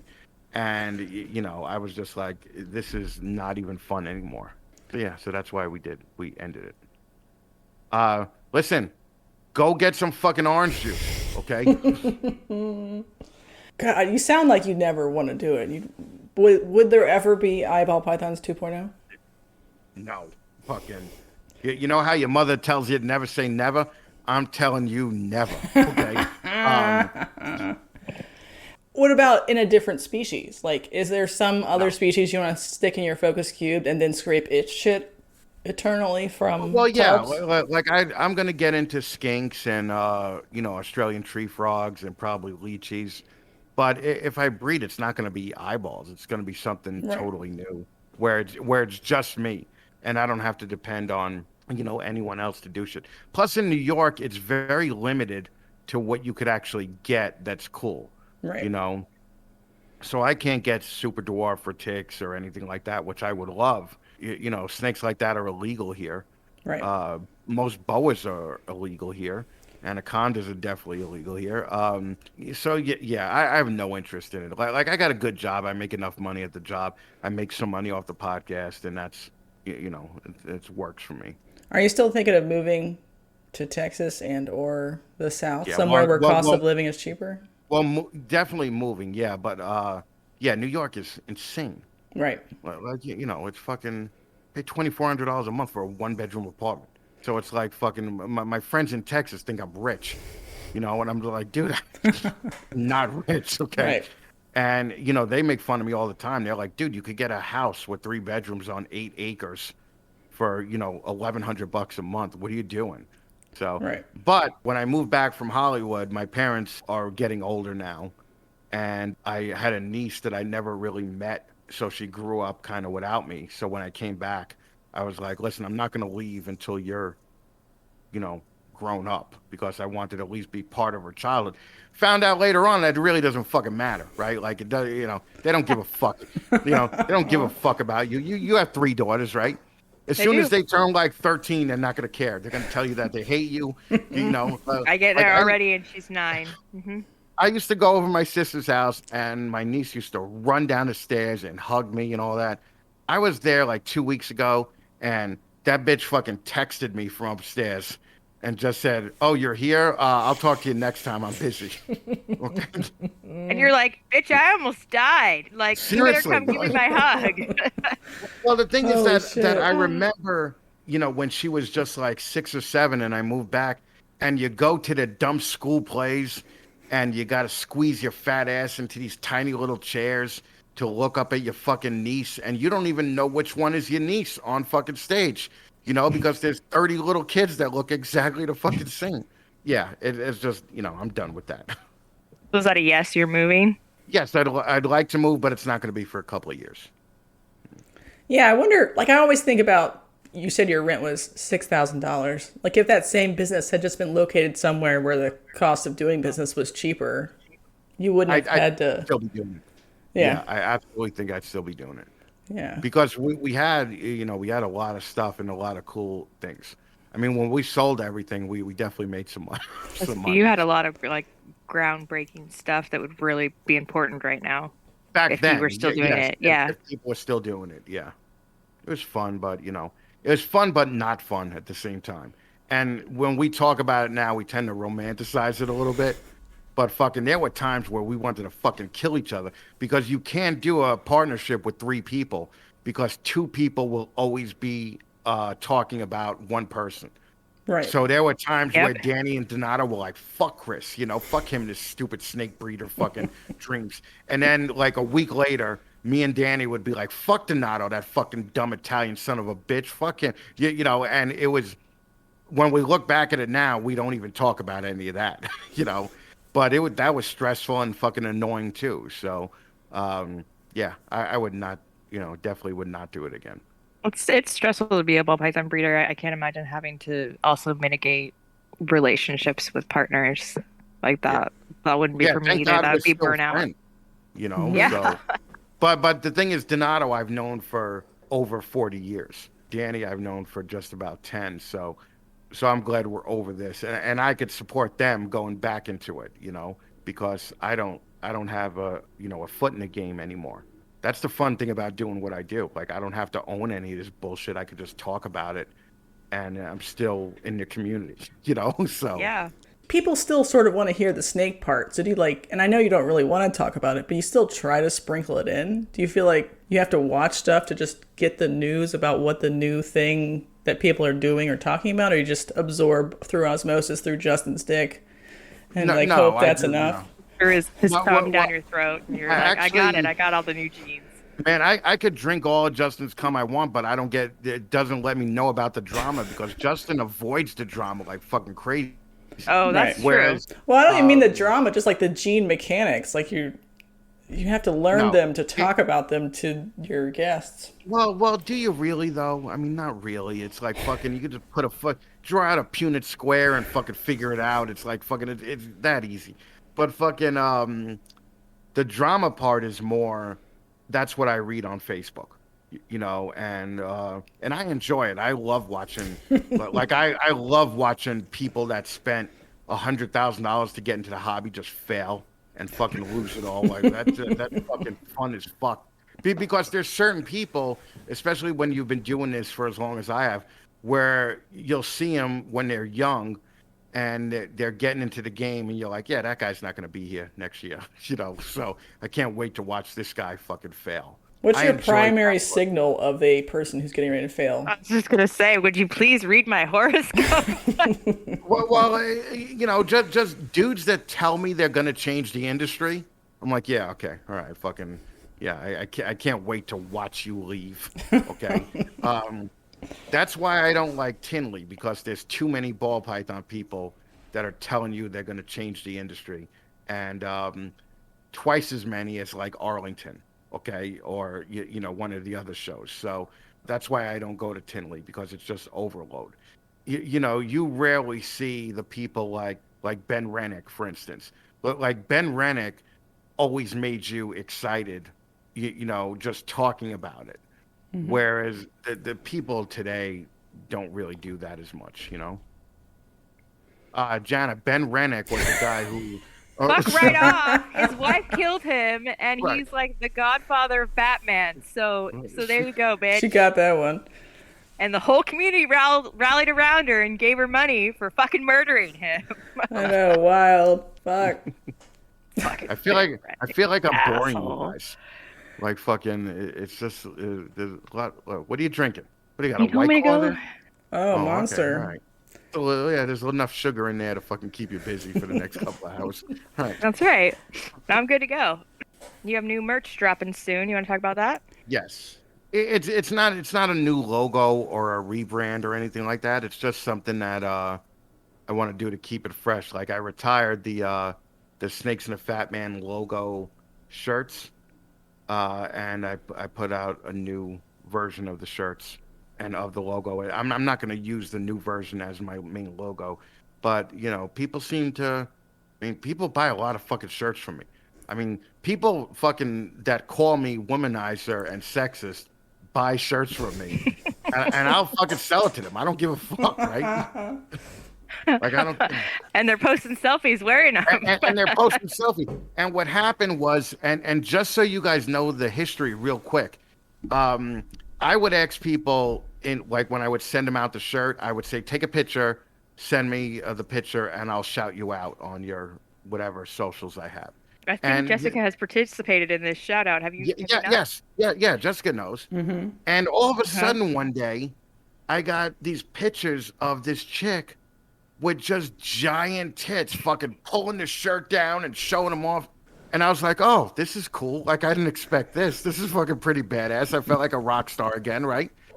And so I posted it up. And then after that, every chick that bought a shirt was doing that, was fucking showing off the tits and was fucking. I wasn't like fucking, can you take a picture showing off your tits for me? I literally never said that. But there's one woman who did this one thing. Wait, who started was this- it? Do you remember who it was? Yeah, I know exactly who it was, but I'm not going to say her name. Oh, okay. One girl a month ago sent me pictures of just her tits in the shirt.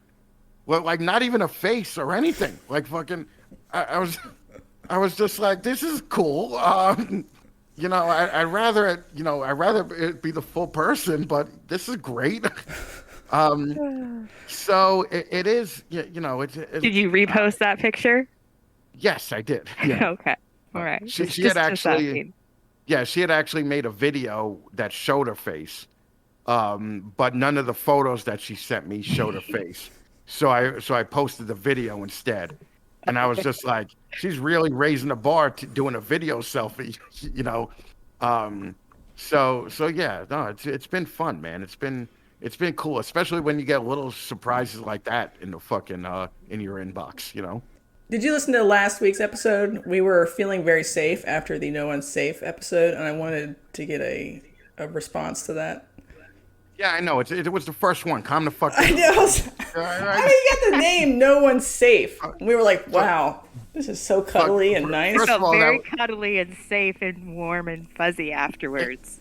It was. I don't think it was that cuddly, right? The problem is that right before the episode, I read a bunch of shit about things that you could say on a podcast. You could get sued, right?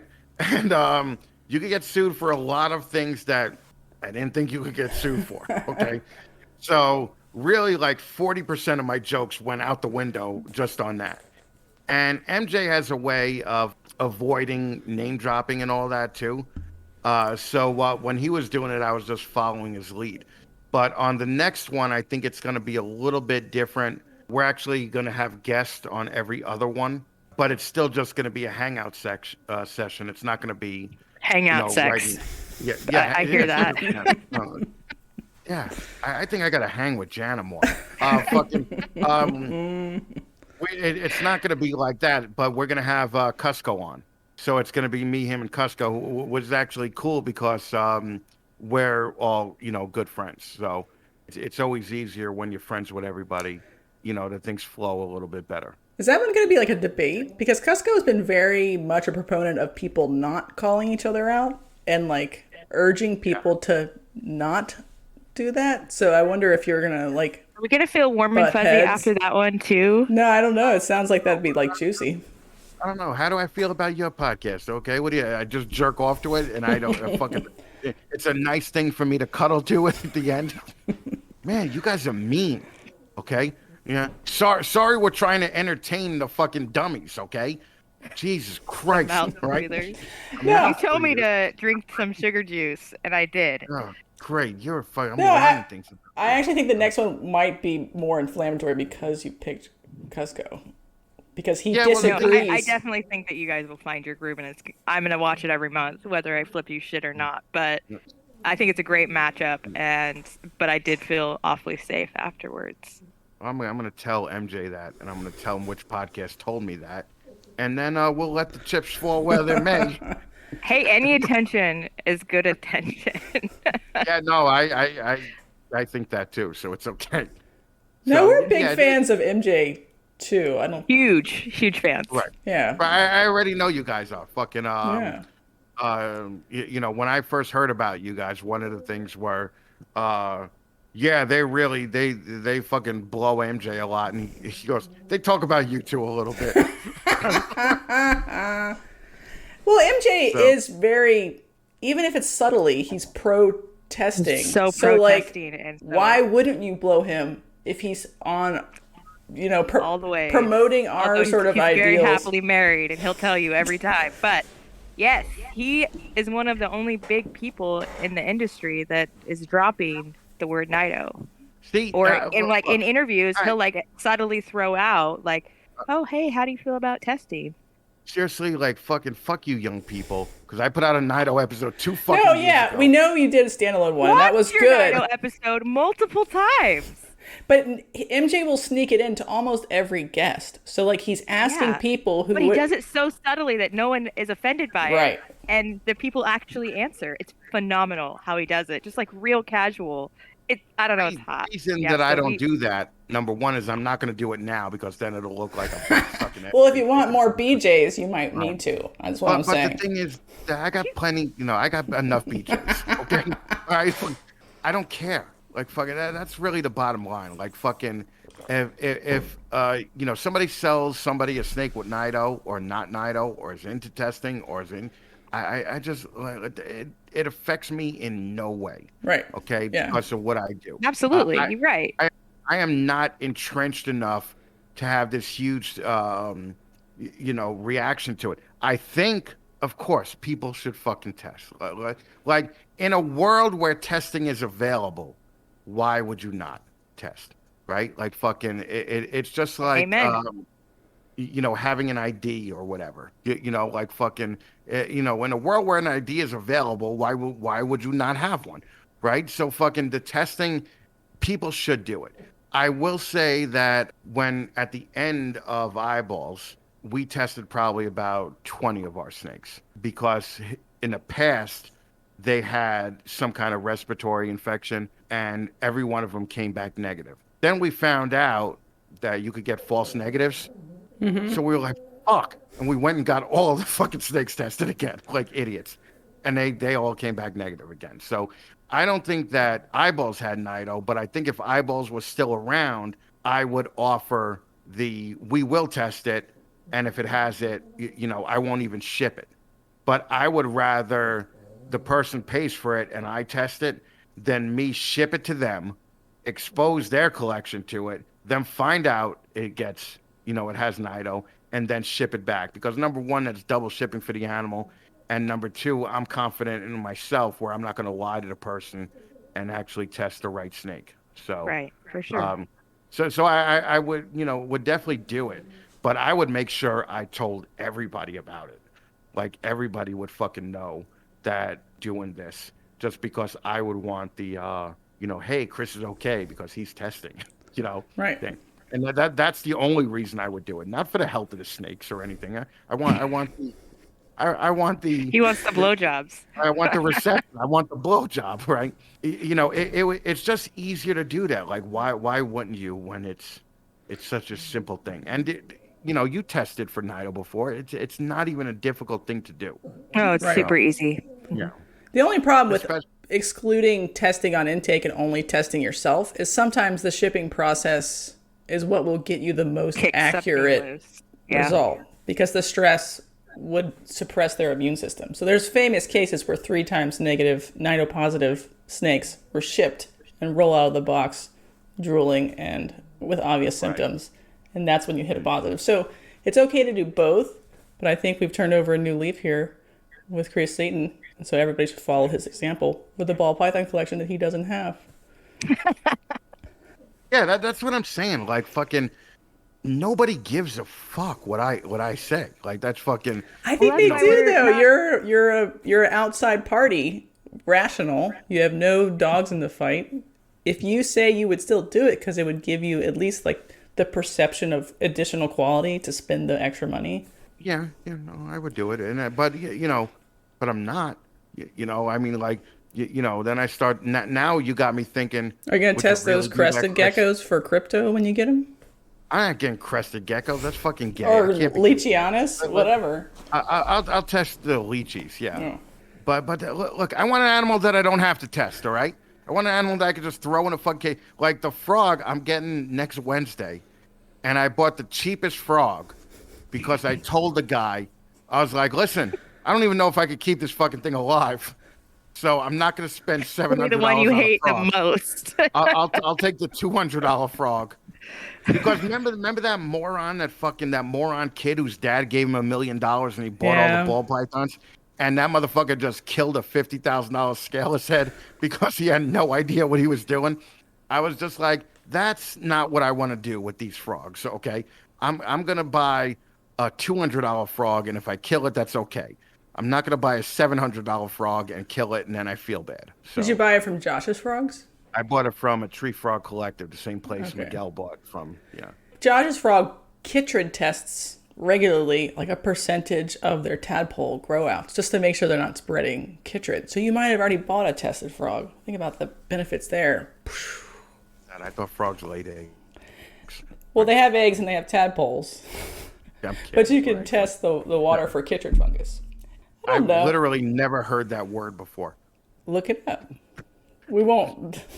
I mean, fucking Jessica really Okay, likes go to. ahead and look it up. Fucking Jessica Keep really Google likes open so that I can communicate with this woman. to. Hey, I'm not even kidding you. she really likes to throw her knowledge around. She's like, well, Chris, the parameters. Her platform and my platform for her to do such things. Oh my she's god, allowed. she's funny. I- I fucking love it. She's like, we're gonna get that fat guy on and make him feel dumb, and I'm like, yeah, that's awesome. I got a master's degree for literally no reason, and so Let her use now I it have because a she has to clean platform rat shit every day to make with up her for it. I master's was Yeah. gonna degree. say that's so great. You got a master's degree and you fucking in ball pythons. Okay, Mm-hmm. cool.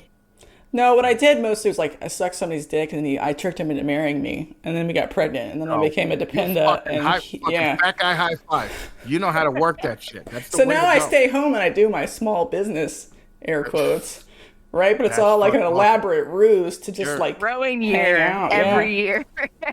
You're fucking living the dream, right? God, we're on the Prediction. government teat too, so it all works out. Fucking A, man. You fucking got it. Yeah, I do like snakes though. Let me be honest. Well, when you bought the T-shirt, I remember talking to you, and you weren't just doing balls. You were doing other things too, right?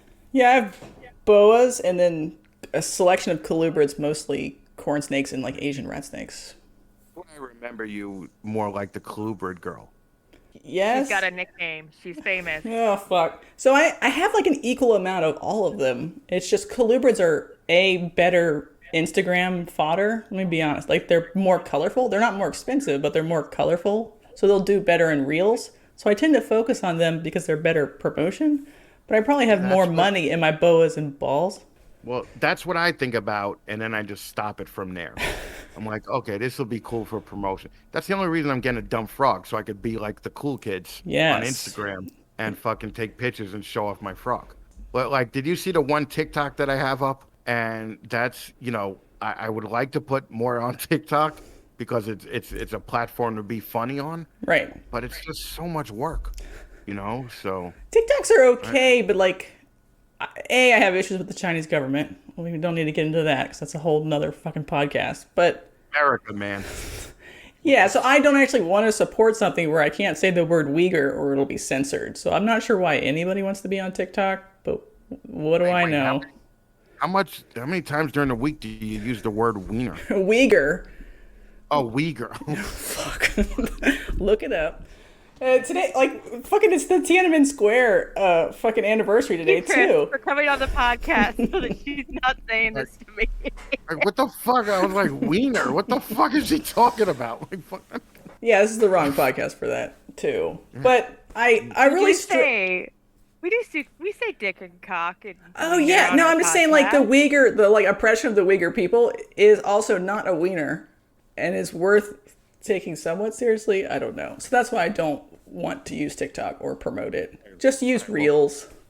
Well, way to bring the fun conversation I down a little know, bit. fuck. Right. Fuck, Well, you're yeah, gonna have to cut that shit out. No, probably not. well, political suicide. So some real happy thing to fucking talk about. I do not Well, TikTok. just I use. have never TikToked or seen a TikTok or participated in TikTok in any way. I have no It, political preferences towards it. I just think it's the fucking problem with stupid. TikTok, right, is that I was scrolling through it one day and there was this big titty TikTok, right? And I was like, oh, I'd like to see more of this. I'm going to subscribe to this girl, right? And then I shut the thing down because I had to work like a normal fucking adult would, right? And then the next day I was taking a dump and fucking I said, let me open up TikTok.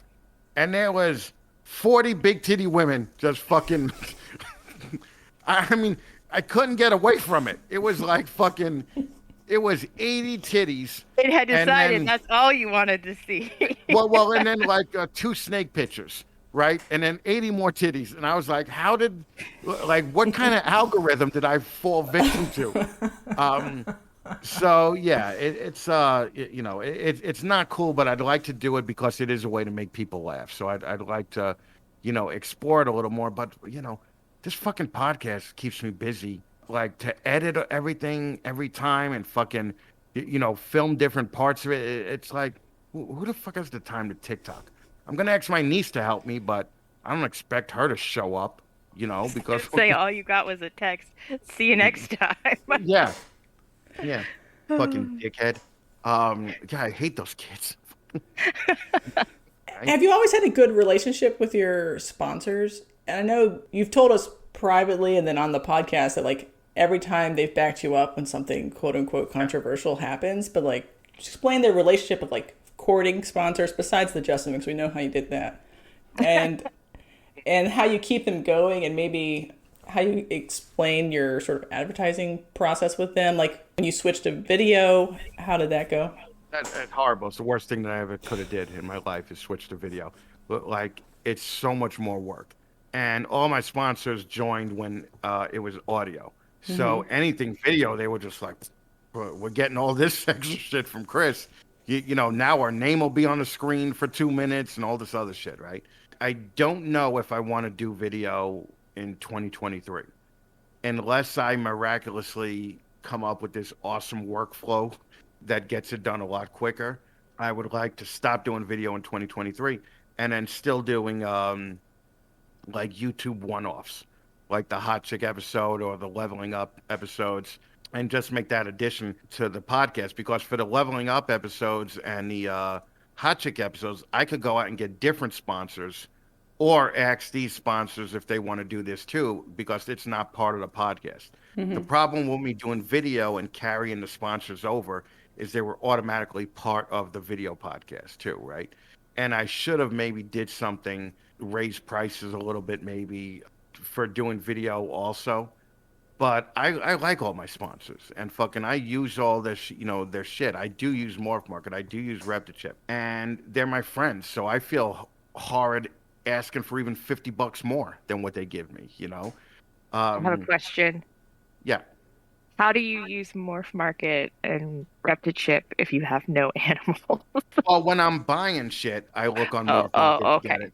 And then with Reptile, JT sent me like 2 of everything for that dumb little commercial on my podcast because I just wanted it to be funny where I was talking about Reptile and then next thing you know, I was covered in Reptile and I got this giant box with Reptile, Ready Chip, Repti or fucking like every product that they do. And now I'm like, I gotta use this shit now, fucking and we used to use Repti at the shop exclusively, you know. Right. So I like them, and basically they were way happy with my audio numbers, so I would, I have a service that tracks all my audio stuff. So what I do is I make sure that they know whether the podcast is growing, whether it's shrinking, whether it's staying the same, and I adjust the prices from there. But when I do have to adjust the prices, I don't like doing it because everybody's my friend, so I got to get some non-friend sponsors, you know, so that I can So you just can rape jack them in it the up. ass. That's Yeah, right. fucking. But the cool thing is about the No More Balls tour is I have a no compete in my podcast sponsorship. So, like, let's say Cocoa Blocks came to me and wanted to advertise, I can't have Cocoa Blocks with Reptichip on the same thing. Or let's say another rat company came to me. I can't have another rat company and Sea Serpents. With the No More Balls tour, I went outside. Like Miguel is sponsoring that, Antoine sponsoring that, Sea Serpents is doing it, and SD Design is doing it. And for that, I was just like, let me find out what I need to pay for the trip, and I'm just gonna ask for that split 5 ways. Like I'm not even gonna make money on the sponsorship. Like I'm a shitty business guy, right? Like if I get the trip paid for, then I'm like I'll spend my money while I'm there. Fucking I'll just take care of the rest. Those are the people that stepped on board for the sponsorship. But it's a fun way to do it because you get to involve your friends too. And then for the No More Balls tour, I mean, I only asked for like $500 a piece, so that's easy to digest as opposed to the podcast, sponsorship, which I ask considerably more for. So that's why I go to like some of the lower guys, like Antoine and Miguel and all that. Did you approach your sponsors or did they approach you? No, my sponsors approached me on the podcast. I approached people for the No More Balls tour. Yeah, I Um, mean for the podcast, like yeah, originally. for the podcast, I was down in Arlington, and John came up to me from Morph Market, and he was like, "How could I get involved in this?" He goes, "I love what you're doing. I listen to it all the time." And then JT literally came up like 10 minutes later, and he was like, "I want to get Reptichip on your podcast. What could I do?" And then from that Arlington, I had 3 sponsors that and I had never asked for sponsors for the first 2 or 3 years of the show. I just thought, who's gonna fucking pay to be on this fucking piece of shit, you know? And when JT and John came up to me, that's when I really started thinking, maybe I could actually make some money at this by the end of the year. The other companies came on board when they found out that I was looking for sponsors. Do you do it So per thousand downloads the way most podcasts sell? no, not at all. You just can't get paid that way. Like when you sign up for a like for a service that will get your podcast paid, it does something like that where they're like, we'll give you a nickel for every 1,000 downloads. Well, the And I was just industry like, standard's $20 per thousand downloads, and I'm like, I'm sure you've actually negotiated something different than that. You don't yeah, a have to little bit. reveal it, I but I set a base price, right? And right. I just said this is what you are going to pay for, and this is how many episodes I'll give you. It used to be only 12 a year. I used to only do the podcast once a month. That's why you guys are on like episode 48 and have been doing this for a year and a half, and I'm on episode 79 and I've been doing this for 6 years. So it's like my number is still low. They gladly paid it. It was funny because people were coming to me where I was like, there's no way. Like when Justin came to me and he was like, how could I do this? What could we do? And I was like, I don't want to. It's a ball python podcast, man. I can't have a ball python breeder sponsoring it, right? And this was, 4 years ago, 3 years ago. And then he was like, all right, well, keep me in mind if you ever want to do it. And then I thought about the 15 minutes of Lane thing, 6 months later or 8 months later. And I called him up and I said, this is what I plan on doing. I kind of want to make fun of people, but not make fun of people and still, let them promote. And Justin was like, dude, that's funny as shit. He's like, so yeah, I want to get in on it. So thankful for my guys because it's like I would have never thought anybody would have sponsored my show. And now I have a list of people that I actually decline because number one, you can't have more than fucking 8 goddamn commercials in a hour and a half show, you know. And number two, they would be competing with the other people that are sponsoring me. So if the people that are sponsoring me drop out, I have backups that want to come right in. Good job. Yeah, I thought the 15 minutes lane was the best idea anyone's had in a long time when it first started, or when I first interacted with it, I guess in 2019. Like listening through the back catalog and hitting it the first time, you're like, oh shit. Because it's both good and bad for the industry at the same time. Because it's funny, but it's also like clearly promotional and supportive.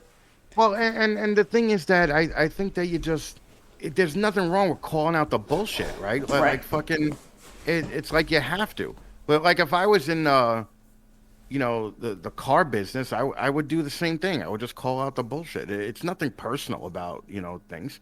But when I think people are fucking assholes and fucking doofuses, I like saying something. And I like saying something indirectly too, because I'm a punk and I'm passive aggressive, right?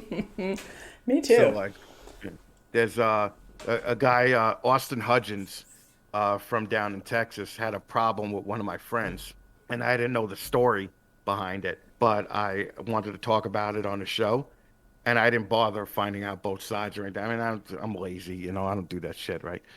So immediately I was ripping on Austin, right? I was like, Austin's totally wrong. You know, Angela's my friend. So on the show, I was like, yeah, there's some dickhead down in Texas. I go, I'm not going to say his name, but his name sounds like Schmauston Schmudgens, right? And everybody just lost their shit, and that was one of their favorite things. And that was the 1 or 2 times that I've actually got compliment emails instead of go kill yourself emails. So it's all about making people laugh, man. Right. And you know, that's the fun part. So is there anything you've ever said on an episode where you like legitimately either regret it or feel bad about the way it came out because you were ad-libbing and it maybe was a little too much, or are you happy with everything you've ever put out? I outline everything I'm going to say ahead of time, and you know, I just say, you know, it'll say like, make doofus joke here, and then I'll, you know, I'll make a doofus joke. There are a couple of things that people said that I wish I didn't put on. That your guest said. Like, yeah. Yeah. Like we had one guy on who he was telling a story, right? It was about Stevie Ray Vaughan coming to town, and there was a DJ talking about Stevie Ray Vaughan, and the DJ was a black guy, and he said something about it, and the guy telling the story actually used the N-word. Okay. Oh no. He used the full N-word.